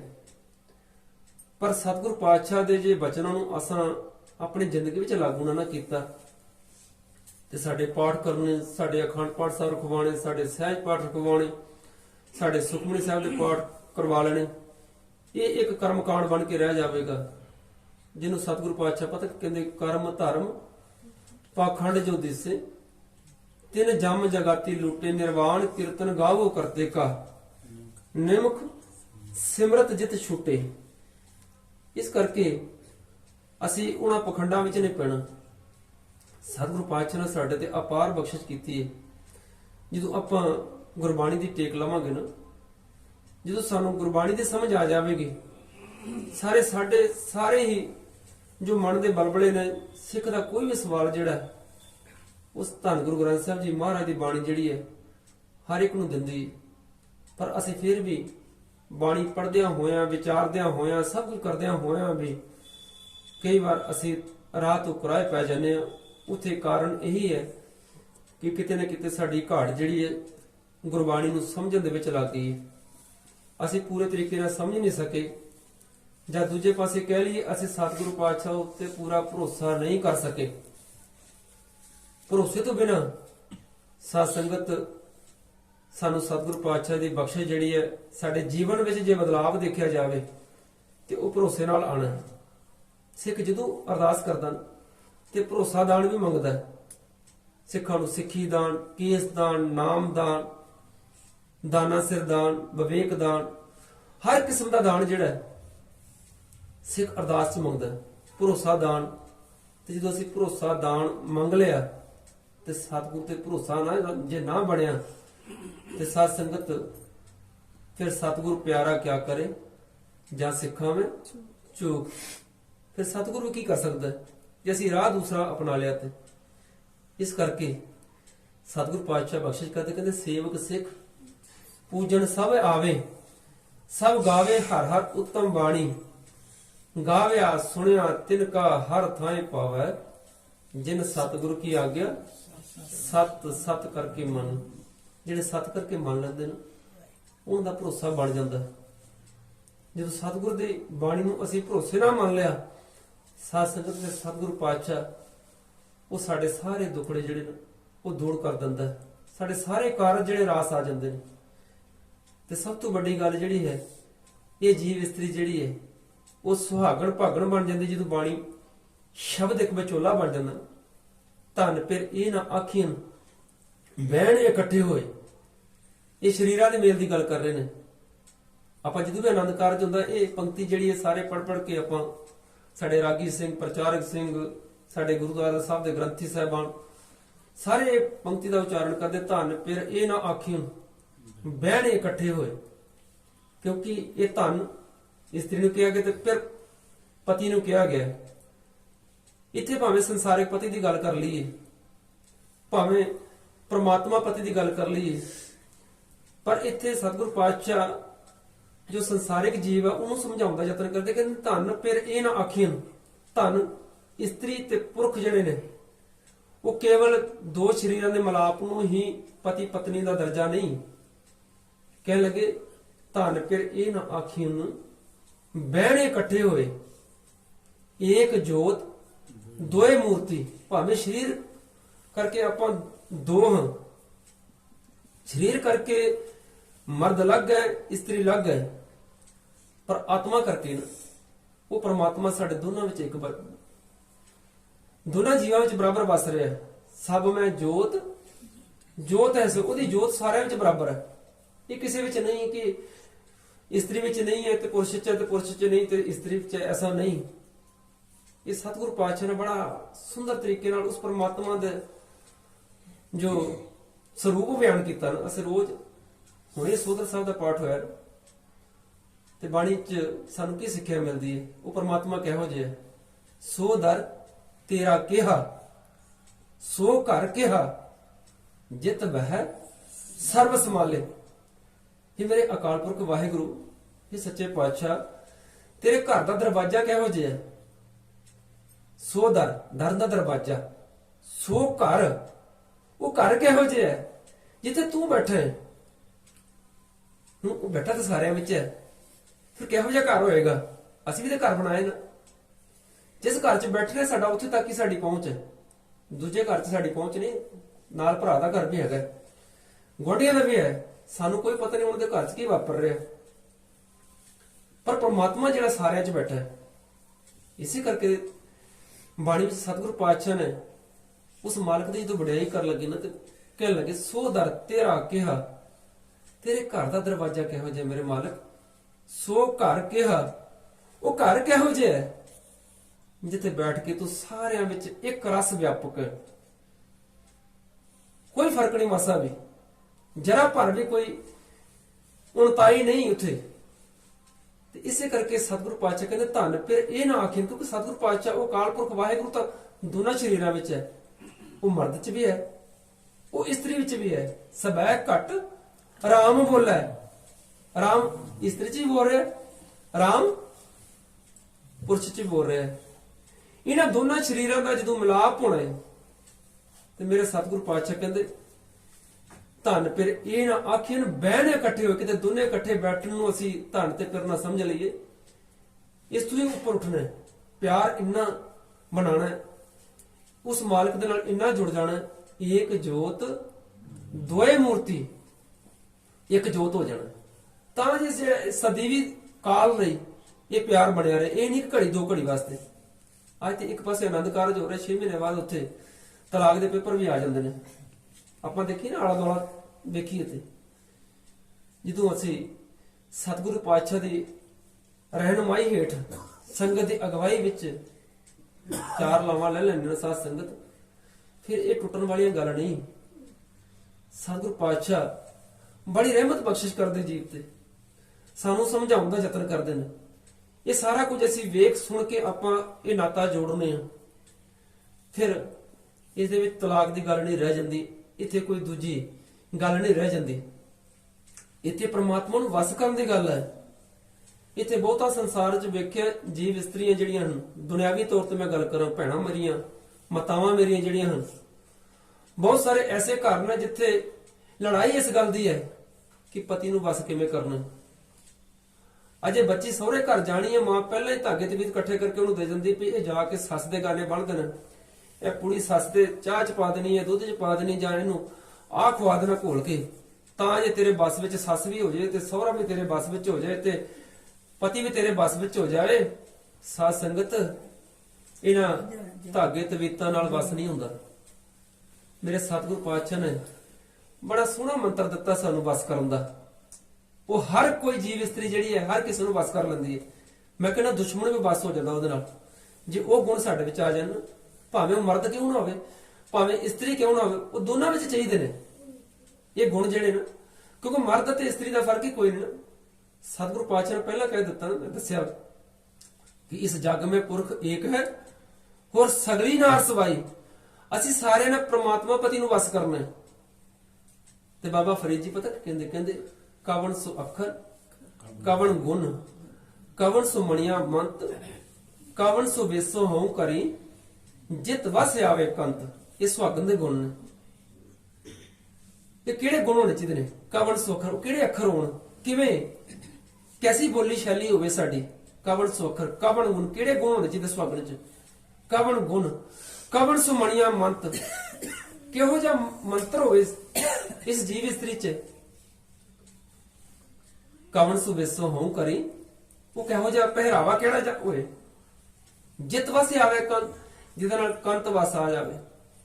ਤੇ ਸਾਧ ਸੰਗਤ ਬਾਬਾ ਫਰੀਦ ਨੇ ਨਾਲ ਹੀ ਉਸ ਦਾ ਉੱਤਰ ਵੀ ਦਿੰਦੇ ਨੇ, ਜਵਾਬ ਵੀ ਦਿੰਦੇ, ਕਹਿੰਦੇ ਨਿਵਣ ਸੋ ਅੱਖਰ ਖਵਣ ਗੁਣ ਜੇਬਾ ਮਣੀਆਂ ਮੰਤ, ਇਹ ਤ੍ਰੈ ਭੈਣੇ ਵੇਸ ਕਰ ਤਾਂ ਵਸ ਆਵੇ ਕੰਤ।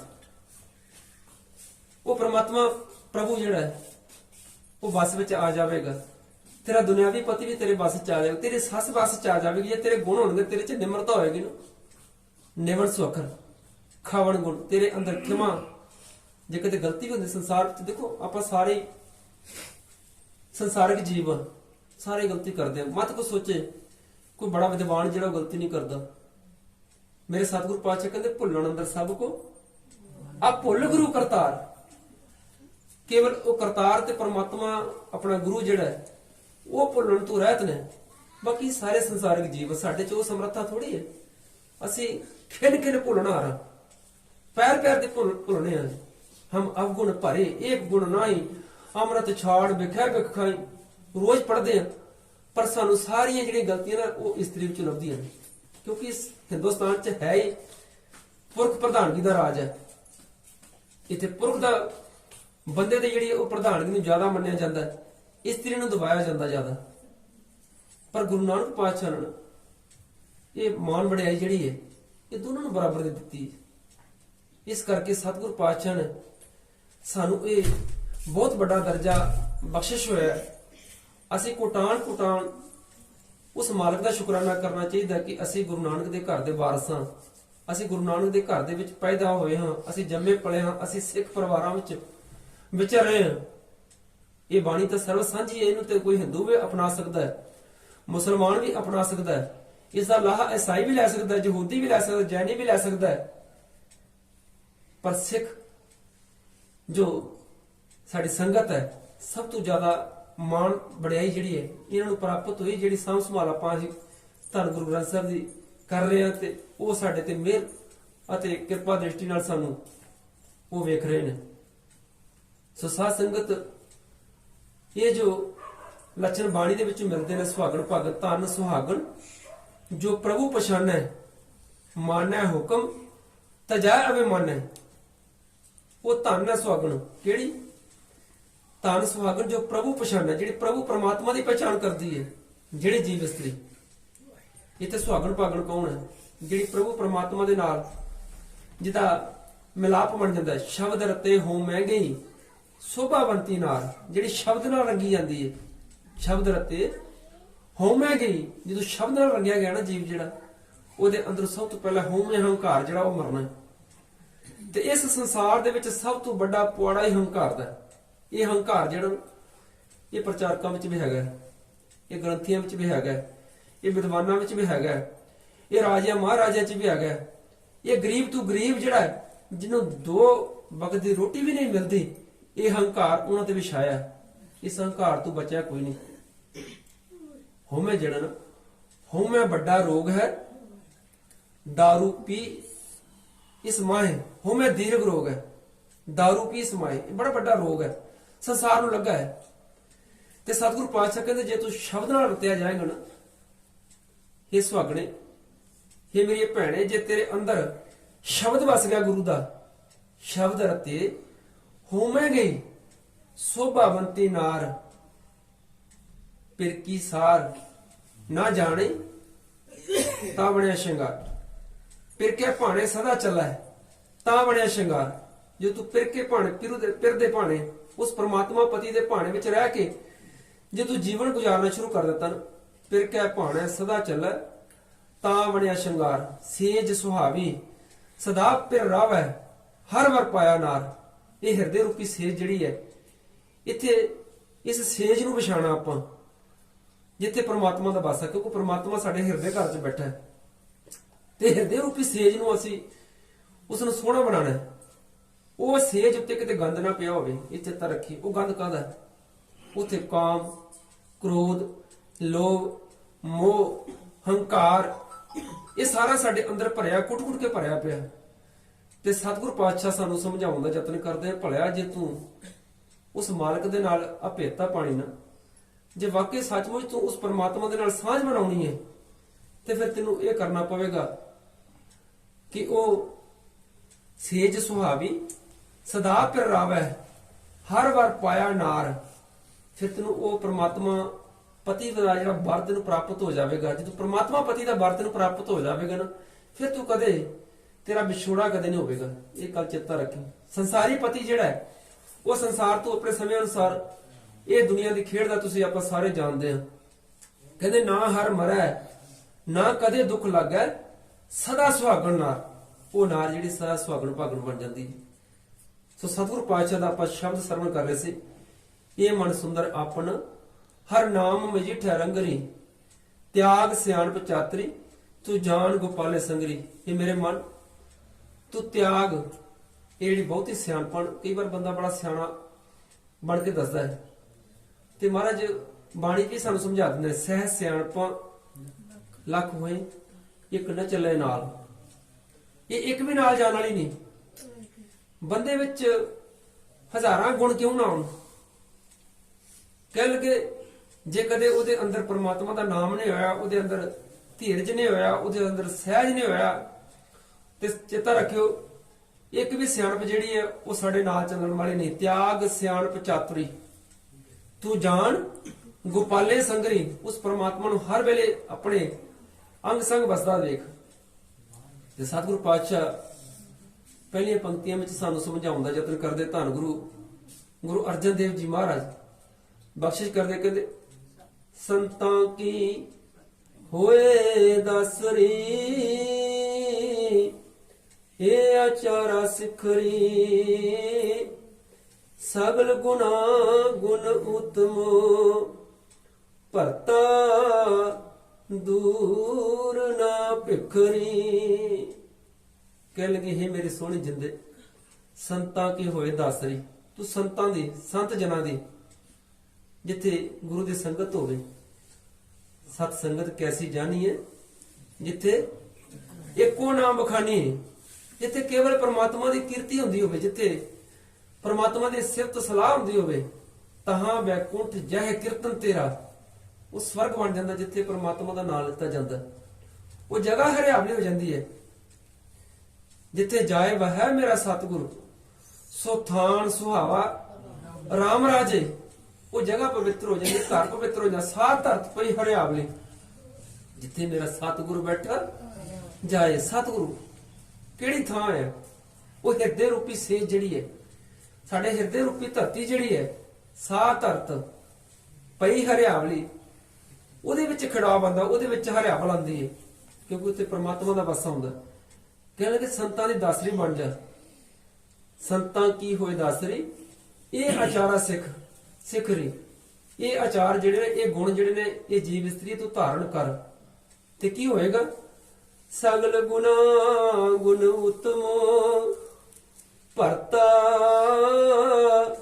ਦੂਰ ਨਾ ਭਿਖਰੀ। ਤੇ ਸਾਰਿਆਂ ਗੁਣਾਂ ਤੋਂ ਉੱਤਮ ਗੁਣ ਜਿਹੜੇ ਹਨ ਉਹ ਪ੍ਰਮਾਤਮਾ ਵਿੱਚ ਹਨ। ਇਹ ਗੁਣ ਜਿਹੜੇ ਤੂੰ ਧਾਰਨ ਕਰ, ਉਹ ਪ੍ਰਮਾਤਮਾ ਵਿੱਚ ਬਹੁਤ ਸਾਰੇ ਗੁਣ ਹਨ, ਕਿਉਂਕਿ ਪ੍ਰਮਾਤਮਾ ਜਿਹੜਾ ਨਾ ਬੇਅੰਤ ਗੁਣਾਂ ਦਾ ਮਾਲਕ ਹੈ। ਉਹਦੇ ਗੁਣ ਜਿਹੜੇ ਕੋਈ ਵੀ ਜੀਵ ਜਿਹੜਾ ਕਥਨ ਨਹੀਂ ਕਰ ਸਕਦਾ, ਕੋਈ ਕਹਿ ਨਹੀਂ ਸਕਦਾ। ਇਸ ਕਰਕੇ ਤੇਰੇ ਗੁਣ ਬਹੁਤੇ ਮੈਂ ਏਕ ਨਾ ਜਾਣਿਆ, ਮੈਂ ਮੂਰਖ ਕਿਛ ਦੀਜੈ। ਅਸੀਂ ਤੇ ਮੂਰਖ। ਇਸ ਕਰਕੇ ਪਾਤਸ਼ਾਹ ਕਹਿੰਦੇ ਸਗਲ ਗੁਣਾ ਗੁਣ ਉਤਮੋ ਭਰਤਾ ਦੂਰ ਨਾ ਪਿਖਰੀ। ਉਸ ਪ੍ਰਮਾਤਮਾ ਪਤੀ ਨੂੰ ਕਿਤੇ ਦੂਰ ਨਾ ਵੇਖੀ, ਉਹ ਤੇਰੇ ਅੰਗ ਸੰਗ ਬੈਠਾ, ਤੇਰੇ ਹਰ ਵੇਲੇ ਹਿਰਦੇ ਘਰ 'ਚ ਬੈਠਾ ਹੈ। ਇਹ ਮਨ ਮਤ ਜਾਣੇ ਹਰ ਦੂਰ ਹੈ। ਦੇਖੀ ਕਿਤੇ ਦੂਰ ਨਾ ਸਮਝ ਲਈ, ਮਨ ਨੂੰ ਸਮਝਾਉਣ ਦੀ ਬਾਣੀ ਗੱਲ ਕਰਦੀ। ਇਹ ਮਨ ਮਤ ਜਾਣਾ ਹਰ ਦੂਰ ਹੈ, ਸਦਾ ਵੇਖ ਹਦੂਰ, ਸਦ ਸੁਣਦਾ ਸਦ ਵੇਖਦਾ, ਸ਼ਬਦ ਰਿਆ ਭਰਪੂਰ। ਉਹ ਹਰ ਵੇਲੇ ਸਾਡੇ ਅੰਗ ਸੰਗ ਹੈ ਪ੍ਰਮਾਤਮਾ ਜਿਹੜਾ। ਪਰ ਅਸੀਂ ਨਾ ਭੁਲੇਖਾ ਖਾ ਜਾਂਦੇ। ਮਨੁੱਖ ਜਿਹੜਾ ਭੁਲੇਖਾ ਖਾ ਲੈਂਦਾ, ਮਨੁੱਖ ਚੋਰੀ ਕਰੀ ਜਾਂਦਾ ਨਾ, ਜਦੋਂ ਉਹ ਸੋਚਦਾ ਮੈਨੂੰ ਕਿਹੜਾ ਕੋਈ ਦੇਖ ਰਿਹਾ, ਉਹ ਤੇ ਬਾਹਰ ਦੇ ਲੋਕਾਂ ਨੂੰ ਵੇਖ ਰਿਹਾ, ਪਰ ਉਸ ਦੇ ਅੰਦਰ ਪ੍ਰਮਾਤਮਾ ਬੈਠਾ। ਜਦੋਂ ਅਸੀਂ ਕਹਿੰਦੇ ਆ ਸਵੈ ਘਟ ਨਾਮ ਬੋਲਿਆ, ਬੇਸ਼ੱਕ ਸਾਨੂੰ ਕੋਈ ਤੀਜਾ ਨਹੀਂ ਦੇਖ ਰਿਹਾ, ਪਰ ਅੰਦਰ ਬੈਠਾ ਪ੍ਰਮਾਤਮਾ ਸਾਨੂੰ ਵੇਖੀ ਜਾ ਰਿਹਾ। ਇਸ ਕਰਕੇ ਉਹ ਸਦਾ ਹਦੂਰ ਹੈ। ਕਹਿੰਦੇ ਕਿ ਸਗਲ ਗੁਨਾਹ ਗੁਣ ਉਤਮੋ ਭਰਤਾ ਦੂਰ ਨਾ ਪਿਖਰੀ। ਪ੍ਰਮਾਤਮਾ ਨੂੰ ਇਹ ਜੀਵ ਇਸਤਰੀ ਦੂਰ ਨਾ ਸਮਝ। ਤਿਆਗ ਸਿਆਣਪ ਚਾਤਰੀ, ਤੂੰ ਜਾਣ ਗੋਪਾਲੇ ਸੰਗਰੀ ਰਹਾਓ। ਪਰਤਾ ਕਹਿ ਸੋ ਮਾਨੀਐ, ਇਹ ਸ਼ਿੰਗਾਰ ਬਣਾਇਰੀ, ਦੂਜਾ ਭਉ ਵਿਸਾਰੀਐ, ਇਹ ਤੰਬੋਲਾ ਖਾਇਰੀ। ਤੇ ਸਤਿਗੁਰੂ ਪਾਤਸ਼ਾਹ ਬਖਸ਼ਿਸ਼ ਕਰਦੇ, ਕਹਿੰਦੇ ਹੈ ਮੇਰੀ ਸੋਹਣੀ ਜਿੰਦੇ, ਆ ਮੈਂ ਤੈਨੂੰ ਸਮਝਾਵਾਂ। ਕਹਿੰਦੇ ਭਰਤਾ ਕਹਿ ਸੋ ਮਾਨੀ। ਜੋ ਭਰਤਾ ਕਹਿ ਰਿਹਾ, ਜੋ ਪਤੀ ਕਹਿ ਰਿਹਾ ਹੈ, ਉਹ ਭਾਵੇਂ ਦੁਨਿਆਵੀ ਪਤੀ ਹੈ ਤੇ ਭਾਵੇਂ ਅਕਾਲ ਪੁਰਖ ਹੈ। ਜਿਹੜੀ ਦੁਨਿਆਵੀ ਇਸਤਰੀ ਹੈ, ਜੇ ਉਹ ਵੀ ਕਿਤੇ ਆਪਣੇ ਪਤੀ ਦੇ ਨਾਲ ਜਿਸ ਦਾ ਮਿਲਾਪ ਬਣ ਜਾਂਦਾ, ਜਿਹਨਾਂ ਦਾ ਸੁਭਾਅ ਮਿਲ ਜਾਂਦਾ, ਜਿਹਨਾਂ ਦੀ ਸੋਚ ਮਿਲ ਜਾਂਦੀ ਹੈ, ਜਿਹਨਾਂ ਦੇ ਵਿਚਾਰ ਮਿਲ ਜਾਂਦੇ ਨੇ, ਉੱਥੇ ਤਕਰਾਰ ਨਹੀਂ ਰਹਿੰਦਾ ਸਾਧ ਸੰਗਤ। ਉਹ ਭਾਵੇਂ ਦੁਨਿਆਵੀ ਪਤੀ ਹੈ। ਇੱਥੇ ਤੇ ਗੱਲ ਹੀ ਪ੍ਰਮਾਤਮਾ ਪਤੀ ਦੀ ਕੀਤੀ ਜਾ ਰਹੀ। ਭਰਤਾ ਕਹੈ, ਜੋ ਭਰਤਾ ਕਹਿੰਦਾ, ਜੋ ਪ੍ਰਮਾਤਮਾ ਕਹਿੰਦਾ। ਹੁਣ ਪ੍ਰਮਾਤਮਾ ਜੋ ਕਹਿ ਰਿਹਾ, ਅਸੀਂ ਉਸ ਨੂੰ ਮੰਨਦੇ ਨਹੀਂ ਕਈ ਵਾਰ, ਕਿਉਂਕਿ ਅਸੀਂ ਉਸ ਦੇ ਹੁਕਮ ਦੀ ਅਦੁੱਲੀ ਕਰ ਜਾਂਦੇ। ਅਸੀਂ ਉਸ ਦੇ ਹੁਕਮ ਨੂੰ ਠੁਕਰਾ ਦਿੰਦੇ। ਕਿਤੇ ਸਾਡੇ ਘਰ ਕਿਤੇ ਭੀੜਾ ਆ ਜਾਵੇ, ਅਸੀਂ ਕਹਿੰਦੇ ਹਾਂ ਪ੍ਰਮਾਤਮਾ ਨੇ ਕੀ ਕਰ ਦਿੱਤਾ, ਹਾਏ ਐਸਾ ਕੁਫਰ ਕਰ ਦਿੱਤਾ। ਅਸੀਂ ਪ੍ਰਮਾਤਮਾ ਨੂੰ ਲਾਮੇ ਦੇਣੇ ਸ਼ੁਰੂ ਕਰ ਦਿੰਦੇ ਹਾਂ। ਪਰ ਇਹ ਗੱਲ ਨਹੀਂ ਸਮਝਦੇ ਅਸੀਂ ਵੀ ਹੁਕਮ ਹੈ ਅੰਦਰ ਸਭ ਕੋ, ਬਾਹਰ ਹੁਕਮ ਨਾ ਕੋਈ। ਹੁਕਮ ਰਜ਼ਾਈ ਚੱਲਣਾ, ਨਾਨਕ ਲਿਖਿਆ ਨਾਲ। ਉਹਦੀ ਰਜ਼ਾ ਵਿੱਚ ਰਹਿਣਾ, ਉਹਦੇ ਹੁਕਮ ਵਿੱਚ ਤੁਰਨਾ, ਇਹ ਹਰ ਜੀਵ ਦਾ, ਹਰ ਬਛਰ ਦਾ ਇਹ ਫਰਜ਼ ਬਣਦਾ ਹੈ। ਨਹੀਂ ਤੁਰਾਂਗੇ ਤੇ ਅਸੀਂ ਜ਼ਿਆਦਾ ਦੁੱਖ ਭੋਗਾਂਗੇ। ਤੇ ਜੇ ਉਹਦੀ ਰਜ਼ਾ ਨੂੰ ਮੰਨ ਲਵਾਂਗੇ, ਮੇਰੇ ਸਤਿਗੁਰੂ ਪਾਤਸ਼ਾਹ ਨੇ, ਧੰਨ ਗੁਰੂ ਗੋਬਿੰਦ ਸਿੰਘ ਜੀ ਮਹਾਰਾਜ ਨੇ, ਦੇਖੋ ਰਜ਼ਾ ਨੂੰ ਮੰਨਿਆ ਨਾ, ਆਪਣੇ ਸਾਹਮਣੇ ਉਹਨੇ ਆਪਣੇ ਪੁੱਤਾਂ ਨੂੰ ਸੰਸਾਰ ਤੋਂ ਤੋਰ ਦਿੱਤਾ, ਸਰਬੰਸ ਦਾਨ ਕਰ ਦਿੱਤਾ। ਸਾਧ ਸੰਗਤ, ਕਈ ਵਾਰ ਅਸੀਂ ਐਸਾ ਇਤਿਹਾਸ ਸੁਣਾਉਂਦੀ ਵਾਰ ਨਾ ਅਸੀਂ ਦੇਖਦੇ ਹਾਂ ਕਿ ਅੱਜ ਆਨੰਦ ਕਾਰਜ ਦੀ ਗੱਲ ਕੀਤੀ ਜਾ ਰਹੀ, ਇੱਥੇ ਖੁਸ਼ੀਆਂ ਭਰਿਆ ਮੌਕਾ, ਇੱਥੇ ਉਹਨਾਂ ਸ਼ਹੀਦਾਂ ਦੀ ਗੱਲ ਜਿਹੜੀ ਹੈ ਇਹ ਕਿਉਂ ਕੀਤੀ ਜਾ ਰਹੀ। ਕਈ ਲੋਕ ਐਸਾ ਵੀ ਇਤਰਾਜ਼ ਕਰਦੇ ਨੇ, ਪਰ ਚੇਤਾ ਰੱਖਿਓ ਇਹ ਸਿਹਰਾ ਸਾਰਾ ਗੁਰੂ ਗੋਬਿੰਦ ਸਿੰਘ ਜੀ ਮਹਾਰਾਜ ਨੂੰ ਜਾਂਦਾ। ਸਾਡੇ ਘਰਾਂ ਵਿੱਚ ਬਰਾਤਾਂ ਤਾਂ ਹੀ ਸੋਹਣੀਆਂ ਨਿਕਲ ਰਹੀਆਂ ਅੱਜ, ਜੇ ਅੱਜ ਗੁਰੂ ਗੋਬਿੰਦ ਸਿੰਘ ਜੀ ਮਹਾਰਾਜ ਆਪਣੇ ਵੱਡੇ ਪੁੱਤਰਾਂ ਦੀ ਤੇ ਛੋਟੇ ਪੁੱਤਰਾਂ ਦੀ ਜੰਜ ਉਹ ਸ਼ਹਾਦਤਾਂ ਦੇ ਕੇ ਨਾ ਤੋਰ ਦਿੱਤੇ। ਅੱਜ ਉਹਨਾਂ ਨੇ ਸ਼ਹਾਦਤਾਂ ਦੇ ਕੇ ਅੱਜ ਸਾਨੂੰ ਬੜਾ ਸੋਹਣਾ ਜੀਵਨ ਸੁਚੱਜਾ ਬਖਸ਼ਿਸ਼ ਕੀਤਾ। ਅੱਜ ਜੋ ਫਰਵਾੜੀ ਖੜੀ ਸੰਸਾਰ ਦੇ ਵਿੱਚ, ਲਾਲਾ ਦੌਲਤ ਰਾਏ ਪਤਾ ਕੀ ਕਹਿੰਦਾ, ਕਹਿੰਦਾ ਨਾ ਕਹੂੰ ਅਬ ਕੀ ਨਾ ਕਹੂੰ ਤਬ ਕੀ, ਅਗਰ ਨਾ ਹੋਤੇ ਗੁਰੂ ਗੋਬਿੰਦ ਸਿੰਘ ਸੁਨਤ ਹੋਤੀ ਸਭ ਕੀ। ਸਾਰੇ ਹਿੰਦੁਸਤਾਨ ਦੇ ਵਿੱਚ ਸੁਨਤ ਹੋਣੀ ਸੀ।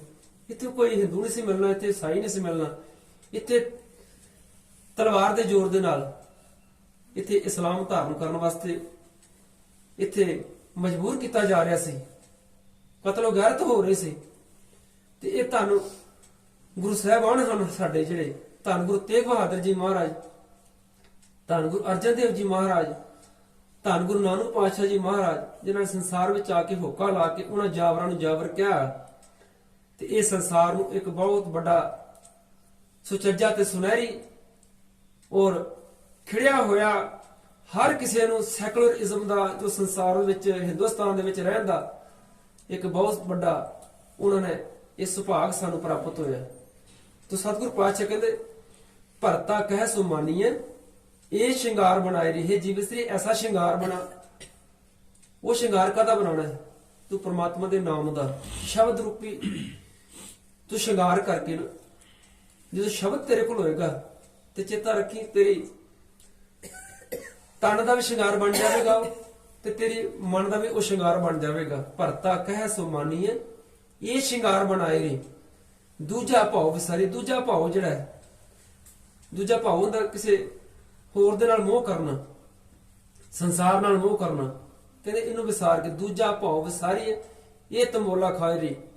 ਇਹ ਪਾਣ ਦਾ ਬੀੜਾ ਜਿਹੜਾ ਇਹ ਤੂੰ ਇਹ ਖਾ ਕਿ ਤੇਰੇ ਅੰਦਰੋਂ ਦੂਜਾ ਭਾਵ ਜਿਹੜਾ, ਦੂਜਾ ਕਿਸੇ ਨਾਲ ਪਿਆਰ, ਅੱਜ ਖਸਮ ਛੋੜ ਦੂਜੇ ਲੱਗੇ ਡੁੱਬੇ ਸੇਵਣ ਜਾ ਰਿਹਾ। ਬਾਣੀ ਕਹਿੰਦੀ ਜਿਹੜਾ ਧੰਨ ਗੁਰੂ ਗ੍ਰੰਥ ਸਾਹਿਬ ਨੂੰ ਛੱਡ ਦਿੰਦਾ, ਜਿਹੜਾ ਪ੍ਰਮਾਤਮਾ ਨੂੰ ਛੱਡ ਕੇ ਦੂਜਿਆਂ ਨਾਲ ਲੱਗ ਜਾਂਦਾ, ਨਕਲੀਆਂ ਨਾਲ, ਗੁਰੂ ਡੰਮ ਦੇ ਨਾਲ, ਜਿਹੜਾ ਨਕਲੀ ਗੁਰੂ ਡੰਮ ਨਾਲ ਜੁੜ ਜਾਂਦਾ, ਜਿਹੜਾ ਡੇਰਿਆਂ ਨਾਲ ਜੁੜ ਜਾਂਦਾ, ਪੱਥਰਾਂ ਨਾਲ ਜੁੜ ਜਾਂਦਾ, ਜਾ ਕੇ ਮੜੀਆਂ ਨੂੰ ਮੱਥਾ ਟੇਕਦਾ।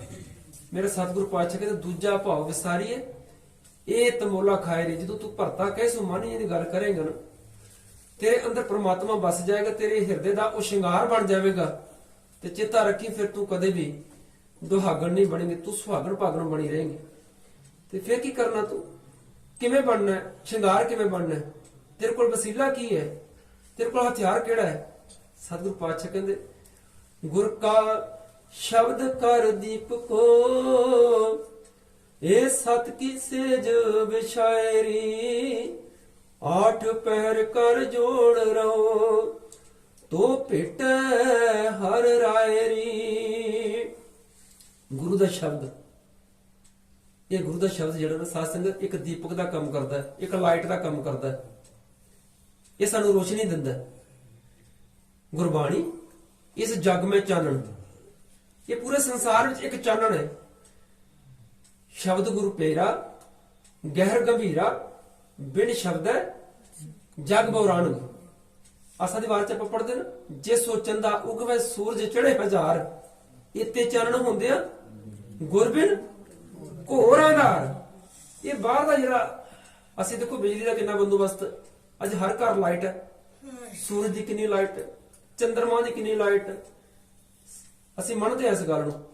ਪਰ ਸਤਿਗੁਰੂ ਪਾਤਸ਼ਾਹ ਕਹਿੰਦੇ ਜਿਹੜਾ ਤੇਰੇ ਅੰਦਰ ਦਾ ਜਿਹੜਾ ਘੁੱਪ ਹਨੇਰਾ ਨਾ, ਜਿਹੜਾ ਅਗਿਆਨਤਾ ਦਾ ਹਨੇਰਾ ਭਲਿਆ, ਉੱਥੇ ਤੇਰਾ ਪ੍ਰਕਾਸ਼, ਉੱਥੇ ਤੇਰੀ ਰੋਸ਼ਨੀ ਉਦੋਂ ਹੋਣੀ ਹੈ ਜਦੋਂ ਤੂੰ ਗੁਰੂ ਦਾ ਸ਼ਬਦ ਦਾ ਦੀਵਾ ਜਗਾਏਗਾ। ਉੱਥੇ ਤੇ ਤੇਰੇ ਅੰਦਰ ਗੁਰੂ ਦਾ ਸ਼ਬਦ ਜਿਸ ਦਿਨ ਵਸ ਗਿਆ, ਜਿਸ ਦਿਨ ਸਿੱਖ ਦੇ ਹਿਰਦੇ ਵਿੱਚ ਗੁਰਬਾਣੀ ਦਾ ਦੀਵਾ ਜਾਗ ਗਿਆ ਨਾ, ਤੇ ਫਿਰ ਸਾਧ ਸੰਗਤ ਪਾਤਸ਼ਾਹ ਕਹਿੰਦੇ ਗੁਰ ਕਾ ਸ਼ਬਦ ਕਰ ਦੀਪਕੋ, ਇਹ ਸਤ ਕੀ ਸੇਜ ਵਿਛਾਇਰੀ। ਹਿਰਦੇ ਵਿੱਚ ਸਤ ਦੀ ਸੇਜ ਵਿਛਾ।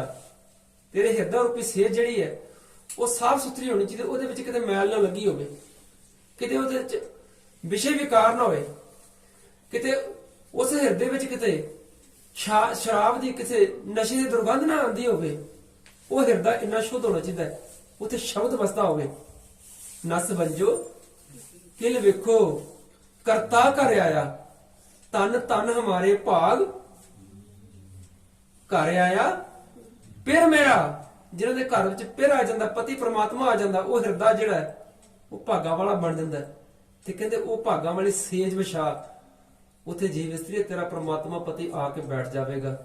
ਤੇਰੇ ਹਿਰਦੇ ਵਿੱਚ ਪ੍ਰਮਾਤਮਾ ਦੀ ਲਾਈਟ ਹੋ ਜਾਵੇ। ਗੁਰੂ ਕਾ ਸ਼ਬਦ ਕਰ ਦੀਪ ਕੋ, ਇਹ ਸਤ ਕੀ ਸੇਜ ਵਿਛਾਇਰੇ। ਆਠ ਪਹਿਰ ਕਰ ਜੋੜ ਲੋ, ਤੋ ਭੇਟ ਹਰ ਰਾਏ ਰੇ। ਹਰ ਵੇਲੇ ਅੱਠੇ ਪੈਰ ਉਸ ਮਾਲਕ ਨੂੰ ਹਰ ਵੇਲੇ ਅੰਗ ਸੰਗ ਸਮਝ ਉਸ ਨੂੰ ਯਾਦ ਕਰਦੀ ਰਹੇ, ਚੇਤੇ ਰੱਖ। ਜਿਸ ਦਿਨ ਤੇਰੇ ਚੇਤੇ ਵਿੱਚ ਪ੍ਰਮਾਤਮਾ ਰਹੇਗਾ, ਸਵਾਸ ਸਵਾਸ ਤੋਂ ਉਸ ਪ੍ਰਮਾਤਮਾ ਨੂੰ ਚੇਤੇ ਰੱਖੇਂਗੀ। ਤੇ ਚੇਤਾ ਰੱਖੀ ਤੇਰੇ ਵਿੱਚ ਕਦੇ ਵੀ ਐਸੀ ਤੋੜ ਨਹੀਂ ਆਵੇਗੀ। ਤੇਰਾ ਘਰ ਜਿਹੜਾ ਹੈ ਉਹ ਹਮੇਸ਼ਾ ਖੁਸ਼ੀਆਂ ਖੇੜੇ ਨਾਲ ਵਸਦਾ ਲੱਭੇਗਾ ਤੈਨੂੰ। ਸੋ ਸਤਿਗੁਰੂ ਪਾਤਸ਼ਾਹ ਕਹਿੰਦੇ ਇਹ ਤੂੰ ਆਚਾਰ ਸਿੱਖਣੇ ਨੇ, ਇਹ ਚੱਜ ਸਿੱਖਣੇ। ਤਿਸ ਹੀ ਚੱਜ ਸ਼ਿੰਗਾਰ ਸਭ ਸਾਈ ਰੂਪ ਅਪਾਰ ਰਹੀ, ਸਾਈ ਸੁਹਾਗਣ ਨਾਨਕਾ ਜੋ ਪਾਣੀ ਕਰਤਾਰ ਰਹੀ। ਜਿਹੜੀ ਸੁਹਾਗਣ ਭਾਗਣ ਜੀਵ ਇਸਤਰੀ ਹੈ, ਜਿਨੇ ਪੇਕੇ ਘਰ ਵਿੱਚ ਰਹਿ ਕੇ ਪਈ ਅੜੈ ਸ਼ੋ ਸੇਵ ਤੂੰ ਸਹੁਰੇ ਸੁਖ ਬਸ, ਜਿਨ੍ਹਾਂ ਨੇ ਸਹੁਰੇ ਘਰ ਜਾ ਕੇ ਸੁਖੀ ਬਸਣਾ, ਉਹਨਾਂ ਪੇਕੇ ਘਰ ਵਿੱਚ ਕੀ ਸਿੱਖਣੇ? ਗੁਣ ਸਿੱਖਣੇ ਨੇ। ਉਹ ਗੁਣ ਕਿੱਥੋਂ ਧਾਰਨ ਕਰਨੇ ਨੇ? ਉਹ ਗੁਰੂ ਕੋਲ ਪ੍ਰਾਪਤ ਹੋਣੇ। ਪਈ ਅੜੈ ਸ਼ੋ ਸੇਵ ਤੂੰ, ਇਹ ਪੇਕੇ ਘਰ ਵਿੱਚ ਜੇ ਲੋਕ ਦੇਖੀਏ ਤੇ ਸਾਡਾ ਸਾਰਿਆਂ ਦਾ ਪੇਕਾ ਘਰ ਕਿਹੜਾ ਜਿੱਥੇ ਆਪਾਂ ਤੁਰ ਫਿਰ ਰਹੇ ਹਾਂ। ਤੇ ਜੇ ਅਸੀਂ ਕੱਲੀ ਬੱਚੀ ਦੀ ਗੱਲ ਕਰੀਏ ਤਾਂ ਆਹ ਘਰ ਜਿਹੜਾ ਹੈ ਜਿੱਥੇ ਉਸਨੇ ਜਨਮ ਲਿੱਤਾ, ਜਨਮ ਭੂਮੀ ਜਿਹੜੀ ਹੈ ਇਹ ਪੇਕਾ ਘਰ ਹੈ। ਇੱਥੇ ਪਈੜ ਹੈ ਸ਼ੌ ਸੇਵ ਤੂੰ। ਉਸ ਮਾਲਕ ਦੇ ਘਰ ਜਾਣ ਵਾਸਤੇ, ਪ੍ਰਮਾਤਮਾ ਪਤੀ ਦੇ ਨਾਲ ਸਾਂਝ ਬਣਾਉਣ ਵਾਸਤੇ, ਇੰਜ ਕਹਿ ਲਈਏ ਜੇ ਦੁਨਿਆਵੀ ਪਤੀ ਨਾਲ ਵੀ ਸਾਂਝ ਬਣਾਉਣੀ ਹੈ ਤੇ ਤੈਨੂੰ ਗੁਣ ਧਾਰਨ ਕਰਨੇ ਪੈਣੇ ਨੇ। ਜਿਹੜੀ ਚੰਗੀ ਮਾਂ ਆਪਣੀ ਧੀ ਨੂੰ ਚੰਗੇ ਗੁਣ ਦਿੰਦੀ ਹੈ। ਮਾਤਾ ਪਿਤਾ ਜਿਹੜੇ ਸੁਚੱਜੇ ਨੇ ਉਹ ਚੰਗੇ ਗੁਣ ਦੇ ਕੇ ਜਦੋਂ ਆਪਣੀ ਧੀ ਨੂੰ ਸਹੁਰੇ ਪਰਿਵਾਰ 'ਚ ਭੇਜਦੇ ਨਾ, ਸਤ ਸੰਗਤ, ਉਹ ਧੀ ਜਾ ਕੇ ਸਹੁਰੇ ਜਦੋਂ ਬਸਦੀ ਨਾ, ਤੇ ਜਿੰਨੀ ਮਰਜ਼ੀ ਸੱਸ ਜਿਹੜੀ ਹੈ ਕੌੜੇ ਸੁਭਾਅ ਵਾਲੀ ਵੀ ਕਿਉਂ ਨਾ ਹੋਵੇ, ਸਹੁਰਾ ਭਾਵੇਂ ਜਿੰਨਾ ਮਰਜ਼ੀ ਕੌੜੇ ਸੁਭਾਅ ਵਾਲਾ ਹੋਵੇ, ਪਤੀ ਭਾਵੇਂ ਜਿੰਨਾ ਮਰਜ਼ੀ ਕੌੜੇ ਸੁਭਾਅ ਵਾਲਾ ਕਿਉਂ ਨਾ ਬਣ ਜਾਵੇ, ਜਦੋਂ ਉਹਦੇ ਵਿੱਚ ਨਿਵਣ ਸੋ ਅੱਖਰ ਖਾਵਣ ਗੁਣ ਜੇਬਾ ਮਣੀਆਂ ਮੰਤ ਜੀ ਦੀ ਬੋਲੀ ਜਿਹੜੀ ਹੈ ਰਸਨਾ ਮਿੱਠੀ ਜਦੋਂ ਨਾਲ ਉਹ ਬੋਲਣਾ ਸ਼ੁਰੂ ਕਰ ਦਿੰਦੀ ਨਾ, ਉਹ ਬੜੇ ਬੜੇ ਨੂੰ ਕੀਲ ਲੈਂਦੀ। ਫਿਰ ਉਹ ਉਹਨਾਂ ਬੜੇ ਬੜੇ ਜਿਹੜੇ ਯੋਧੇ ਨੇ ਜਿਹੜੇ ਜਿਨ੍ਹਾਂ ਨੇ ਇਹੋ ਸੋਚਿਆ ਕਿ ਅਸੀਂ ਆਪਣੀ ਨੂੰਹ ਦੇ ਵਿੱਚੋਂ ਅਸੀਂ ਕਮੀ ਦੇਖਣੀ ਹੈ। ਭਾਵੇਂ ਧੀ ਕੋਲੋਂ ਦਾਲ ਵਿੱਚ ਲੂਣ ਜ਼ਿਆਦਾ ਪੈ ਜਾਵੇ, ਮਾਂ ਕਦੇ ਨਹੀਂ ਕਹਿੰਦੀ ਕਿ ਧੀ ਨੇ ਅੱਜ ਦਾਲ ਜਿਹੜੀ ਹੈ ਅੱਜ ਸਬਜ਼ੀ ਵਿੱਚ ਲੂਣ ਜ਼ਿਆਦਾ ਪਾਇਆ, ਉਹਦਾ ਪਰਦਾ ਪਾ ਦੇਵੇਗੀ। ਪਰ ਜੇ ਕਦੇ ਨੂੰਹ ਦੀ ਵਾਰੀ ਆਉਂਦੀ ਨਾ, ਉੱਥੇ ਉਹੀ ਸੱਸ ਜਿਹੜੀ ਹੈ ਜਿਹੜੀ ਧੀ ਦੀ ਮਾਂ ਸੀ, ਜਿਹਨੇ ਆਪਣੀ ਧੀ ਦਾ ਪਰਦਾ ਪਾਇਆ ਸੀ, ਉਹ ਚੁੱਕ ਕੇ ਥਾਲੀ ਵਾਰੀ ਵਾਰੀ ਸਾਰਿਆਂ ਕੋਲ ਲੈ ਜਾਂਦੀ, ਕਹਿੰਦੀ ਦੇਖੋ ਖਾ ਕੇ, ਭਾਵੇਂ ਮੋਟਾ ਆਪੂ ਪਾ ਦਿੱਤਾ ਹੋਵੇ, ਉਸ ਧੀ ਨੂੰ ਬਗਾਨੀ ਸਮਝਦੇ ਹੋਵੇ। ਇਸ ਕਰਕੇ ਸਤਿਗੁਰੂ ਪਾਤਸ਼ਾਹ ਕਹਿੰਦੇ ਜੇ ਕਦੇ ਤੇਰੇ ਕੋਲ ਗੁਣ ਹੋਣਗੇ ਨਾ ਤੇ ਤੇਰਾ ਸੰਸਾਰ ਵੀ ਜਿਹੜਾ ਹੈ ਉਹ ਸਬਰ ਜਾਵੇਗਾ, ਤੇਰਾ ਪਰਲੋਕ ਵੀ ਸਬਰ ਜਾਵੇਗਾ। ਉੱਥੇ ਵੀ ਨਿਮਰਤਾ ਦੀ ਲੋੜ ਹੈ, ਸੰਸਾਰ ਵਿੱਚ ਵੀ ਨਿਮਰਤਾ ਦੀ ਲੋੜ ਹੈ। ਇਹ ਤੈਨੂੰ ਗੁਣ ਧਾਰਨ ਕਰਨੇ ਪੈਣੇ ਨੇ। ਤਿਸ ਹੀ ਚੱਜ ਸ਼ਿੰਗਾਰ ਸਭ, ਤੂੰ ਸ਼ਬਦ ਦਾ ਸ਼ਿੰਗਾਰ ਬਣਾ। ਤੇਰੇ ਕੋਲ ਚੱਜ ਜਿਹੜੇ ਨੇ, ਚੰਗੇ ਗੁਣ ਹੋਣੇ ਚਾਹੀਦੇ ਨੇ। ਉਹ ਕਿੱਥੋਂ ਮਿਲਨੇ ਤੈਨੂੰ? ਉਹ ਗੁਰੂ ਕੋਲ ਮਿਲਨੇ ਨੇ, ਉਹ ਮਾਤਾ ਪਿਤਾ ਕੋਲੋਂ ਮਿਲਨੇ ਨੇ। ਉਹ ਤੈਨੂੰ ਇਸ ਸੰਸਾਰ ਵਿੱਚ ਰਹਿੰਦਿਆਂ ਹੋਇਆਂ ਪੇਕਾ ਘਰ ਦੇ ਵਿੱਚੋਂ ਤੂੰ ਇਹ ਗੁਣ ਸਿੱਖ ਕੇ ਤੇ ਚੰਗੀ ਸੁਹਾਗਣ ਮਨ ਸਾਈ ਸੁਹਾਗਣ ਨਾਨਕਾ ਜੋ ਭਾਣੀ ਕਰਤਾਰ ਨੇ, ਜਿਹੜੇ ਉਸ ਮਾਲਕ ਨੂੰ ਜਿਹੜੀ ਭਾ ਜਾਂਦੀ ਹੈ, ਜਿਹੜੀ ਮਾਲਕ ਨੂੰ ਚੰਗੀ ਲੱਗਦੀ ਹੈ। ਸਾਧ ਸੰਗਤ, ਅਸਲ ਵਿੱਚ ਸੁਹਾਗਣ ਭਾਗਣ ਉਹੀ ਇਸਤਰੀ ਹੈ। ਧਨ ਸੁਹਾਗਣ ਜੋ ਪ੍ਰਭੂ ਪਛਾਣੈ, ਮਾਨੈ ਹੁਕਮ ਤਜੈ ਅਭਿਮਾਨੈ। ਜਿਹੜਾ ਹੁਕਮ ਮੰਨ ਕੇ ਆਪਣੇ ਅੰਦਰੋਂ ਹੰਕਾਰ ਦੀ ਵਿਰਤੀ ਜਿਹੜੀ ਹੈ ਉਹ ਕੱਢ ਦਿੰਦੀ ਹੈ, ਉਹ ਜੀਵ ਇਸਤਰੀ ਜਿਹੜੀ ਹੈ ਉਹ ਸੁਹਾਗ ਭਾਗ ਵਾਲੀ ਬਣ ਜਾਂਦੀ ਹੈ। ਉਹਦਾ ਜੀਵਨ ਜਿਹੜਾ ਸੁਚੱਜਾ ਬਣ ਜਾਂਦਾ ਹੈ। ਇਸ ਕਰਕੇ ਆਓ, ਮੈਨੂੰ ਸਮੇਂ ਦਾ ਪਤਾ ਨਹੀਂ ਕਿੰਨਾ ਰੱਖਿਆ ਸੀ, ਆਓ ਸੀਮਤ ਸਮੇਂ ਵਿੱਚ ਰਹਿੰਦਿਆਂ ਹੋਇਆਂ ਜਿੰਨਾ ਕੁ ਸ਼ਬਦ ਰਾਹੀਂ ਵਿਚਾਰ ਕਰਦਿਆਂ ਅਨੇਕਾਂ ਪ੍ਰਕਾਰ ਦੀਆਂ ਬਾਣੀ ਦੀਆਂ ਵਿਚਾਰਾਂ ਕਰਦਿਆਂ ਅਨੇਕਾਂ ਹੀ ਲਗਾ ਮਾਤਰਾ ਰਹਿ ਜਾਂਦੀਆਂ ਹਨ, ਤਰੁੱਟੀਆਂ ਰਹਿ ਜਾਂਦੀਆਂ। ਸਤਿਗੁਰੂ ਪਾਤਸ਼ਾਹ ਬਖਸ਼ਣਹਾਰ ਹੈ, ਸਾਧ ਸੰਗਤ ਬਖਸ਼ਣਹਾਰ ਹੈ। ਬਹੁਤ ਬਹੁਤ ਮੁਬਾਰਕਾਂ ਇਸ ਗੁਰਮੁਖ ਪਰਿਵਾਰ ਨੂੰ ਜਿਨ੍ਹਾਂ ਨੇ ਸਭ ਤੋਂ ਬੜਾ ਉਪਰਾਲਾ ਕਰਕੇ ਜੋ ਇਹ ਸਹਿਜ ਪਾਠ ਦਾ, ਇਥੇ ਮੈਂ ਇੱਕ ਗੱਲ ਦੀ ਆਪ ਦੇ ਨਾਲ ਸਾਂਝੀ ਕਰ ਦਵਾਂ। ਜਿਵੇਂ ਭਾਈ ਸਾਹਿਬ ਕਹਿ ਰਹੇ ਸਨ ਕਿ ਅਸੀਂ ਇਹ ਸਪਤਾਹਿਕ ਪਾਠ ਰੱਖਿਆ, ਸਾਧ ਸੰਗਤ ਮਰਿਆਦਾ ਵਿੱਚ ਸਪਤਾਹਿਕ ਪਾਠ ਮੈਂ ਨਹੀਂ ਪੜਿਆ, ਇਸ ਕਰਕੇ ਸਹਿਜ ਪਾਠ ਕਿਹਾ ਜਾਂਦਾ ਇਸ ਨੂੰ। ਯਤਨ ਕਰੀਏ, ਕਿਉਂਕਿ ਸਹਿਜ ਪਾਠ ਜਿਹੜਾ ਨਾ ਉਸ ਦੀ ਲਿਮਟ ਕੋਈ ਨਹੀਂ। ਸਾਲ ਵਿੱਚ ਵੀ ਤੁਸੀਂ ਕਰ ਸਕਦੇ ਹੋ, ਮਹੀਨੇ 'ਚ ਵੀ ਕਰ ਸਕਦੇ ਹੋ, 10 ਦਿਨ 'ਚ ਵੀ ਕਰ ਸਕਦੇ ਹੋ, 4 ਦਿਨ 'ਚ ਵੀ ਕਰ ਸਕਦੇ ਹੋ। ਇੱਕ ਅਖੰਡ ਪਾਠ ਹੈ ਤੇ ਇੱਕ ਸਹਿਜ ਪਾਠ ਹੈ। ਉਸ ਤੋਂ ਬਾਅਦ ਵਿੱਚ ਡੇਰੇਦਾਰਾਂ ਲੋਕਾਂ ਨੇ ਇਹ ਸਾਡੇ ਵਿੱਚ ਲਿਆ ਕੇ ਬਾੜ ਦਿੱਤਾ ਹੈ। ਕਿਤੇ ਸੰਪਟ ਪਾਠ ਆ ਗਏ, ਕਿਤੇ ਸਦਵਾਏ ਪਾਠ ਆ ਗਏ, ਕਿਤੇ ਹੋਰ ਅਨੇਕਾਂ ਕਿਸਮ ਦੇ ਨਾਂ ਦਿੱਤੇ ਗਏ ਨੇ। ਪਰ ਸਿੱਖ ਜਿਹੜੇ ਨੇ ਉਹਨਾਂ ਦੇ ਘਰਾਂ ਦੇ ਵਿੱਚ ਕੇਵਲ ਸਹਿਜ ਪਾਠ ਨੂੰ ਪ੍ਰਧਾਨਤਾ ਦਿੱਤੀ ਗਈ ਹੈ। ਤੇ ਨਹੀਂ ਤਾਂ ਆਪਾਂ ਅਖੰਡ ਪਾਠ ਦੀ ਜੋ ਮਰਿਆਦਾ, ਜੋ 48 ਘੰਟੇ ਦੇ ਵਿੱਚ ਜੋ ਪਾਠ ਹੁੰਦਾ ਉਸ ਨੂੰ ਅਖੰਡ ਪਾਠ ਸਾਹਿਬ ਕਹਿੰਦੇ, ਉਹ ਲਗਾਤਾਰ ਹੁੰਦਾ। ਤੇ ਜਿਹੜਾ ਸਹਿਜ ਪਾਠ ਹੈ ਉਸ ਦਾ ਮਤਲਬ ਇਹ ਹੁੰਦਾ ਕਿ ਸਾਰੇ ਪਰਿਵਾਰ ਦੇ ਮੈਂਬਰ ਜਿਹੜੇ ਨੇ ਮਿਲ ਜੁਲ ਕਰਕੇ ਇਸ ਧੰਨ ਗੁਰੂ ਗ੍ਰੰਥ ਸਾਹਿਬ ਦੀ ਬਾਣੀ ਨੂੰ ਸਾਰੇ ਪੜ੍ਹਨ, ਵਿਚਾਰਨ, ਥੋੜਾ ਥੋੜਾ ਪਾਠ ਕਰਨਾ ਜ਼ਰੂਰੀ ਨਹੀਂ, ਉਸ ਨੂੰ ਵਿਚਾਰਨਾ ਵੀ ਹੈ। ਜਿੱਥੇ ਇੱਕ ਡਿਊਟੀ ਦਿੰਦਿਆਂ ਵਾ ਜੋ ਅਖੰਡ ਪਾਠ ਦਾ ਜੋ ਮਰਿਆਦਾ ਹੈ ਉਹਦੇ ਵਿੱਚ ਘੱਟ ਤੋਂ ਘੱਟ 50 ਪੰਨੇ 60 ਪੰਨੇ ਜਿਹੜੀ ਉਹ ਬਣਦੀ ਹੈ, ਉਹਨਾਂ ਦੀ ਜੋ ਕੰਟਰੀਬਿਊਸ਼ਨ ਜੋ 2 ਘੰਟੇ 'ਚ ਦੇਣੀ ਹੁੰਦੀ ਹੈ। ਪਰ ਇੱਥੇ ਤੁਸੀਂ 2 ਘੰਟੇ ਵਿੱਚ 30 ਪੰਨੇ ਪਾਠ ਕਰੋ, 20 ਪੰਨੇ ਪਾਠ ਕਰੋ, 15 ਪੰਨੇ ਪਾਠ ਕਰੋ, ਕੋਈ ਮਨਾਹੀ ਨਹੀਂ। ਪਰ ਸਹਿਜ ਨਾਲ ਕਰੋ, ਵਿਚਾਰ ਕੇ ਕਰੋ। ਇਹ ਬਹੁਤ ਵੱਡੀ ਸਹਿਜ ਪਾਠ ਨੂੰ ਬੜੀ ਇੱਕ ਪ੍ਰਧਾਨਤਾ ਦਿੱਤੀ ਗਈ ਹੈ ਸਿੱਖ ਧਰਮ ਦੇ ਵਿੱਚ। ਸੋ ਅਸੀਂ ਇਸ ਗੱਲ ਤੋਂ ਸਾਨੂੰ ਮੁਬਾਰਕ ਹੈ। ਖਾਸ ਕਰਕੇ ਮੈਂ ਇਹਨਾਂ ਪਰਿਵਾਰ ਨੂੰ ਇਸ ਗੱਲ ਤੋਂ ਮੁਬਾਰਕ ਦਿੰਦਾ ਜਿਨ੍ਹਾਂ ਨੇ ਗੁਰਮਰਿਆਦਾ ਅਨੁਸਾਰ ਇਹ ਰੀਤ ਚਲਾ ਕਰਕੇ ਆਪਣੇ ਗ੍ਰਹਿ ਵਿਖੇ ਸਹਿਜ ਪਾਠ ਦੀ ਆਰੰਭਤਾ ਕਰਕੇ ਤੇ ਉਹ ਆਨੰਦ ਕਾਰਜ ਦੇ ਕਾਰਜਾਂ ਨੂੰ ਆਰੰਭਿਆ ਹੈ। ਸਤਿਗੁਰੂ ਪਾਤਸ਼ਾਹ ਆਪ ਨੇ ਪਹਿਚਾਣਗੇ ਹੋਈਆਂ ਭੁੱਲਾਂ ਚੁੱਕਾਂ ਦੀ ਖਿਮਾ ਜੀ। ਅਗਲਾ ਪ੍ਰੋਗਰਾਮ ਬਾਬਾ ਜੀ ਪਾਸੋਂ ਸਰਵਣ ਕਰੋ। ਫਤਿਹ ਬੁਲਾਓ। ਵਾਹਿਗੁਰੂ ਜੀ ਕਾ ਖਾਲਸਾ, ਵਾਹਿਗੁਰੂ ਜੀ ਕੀ ਫਤਿਹ।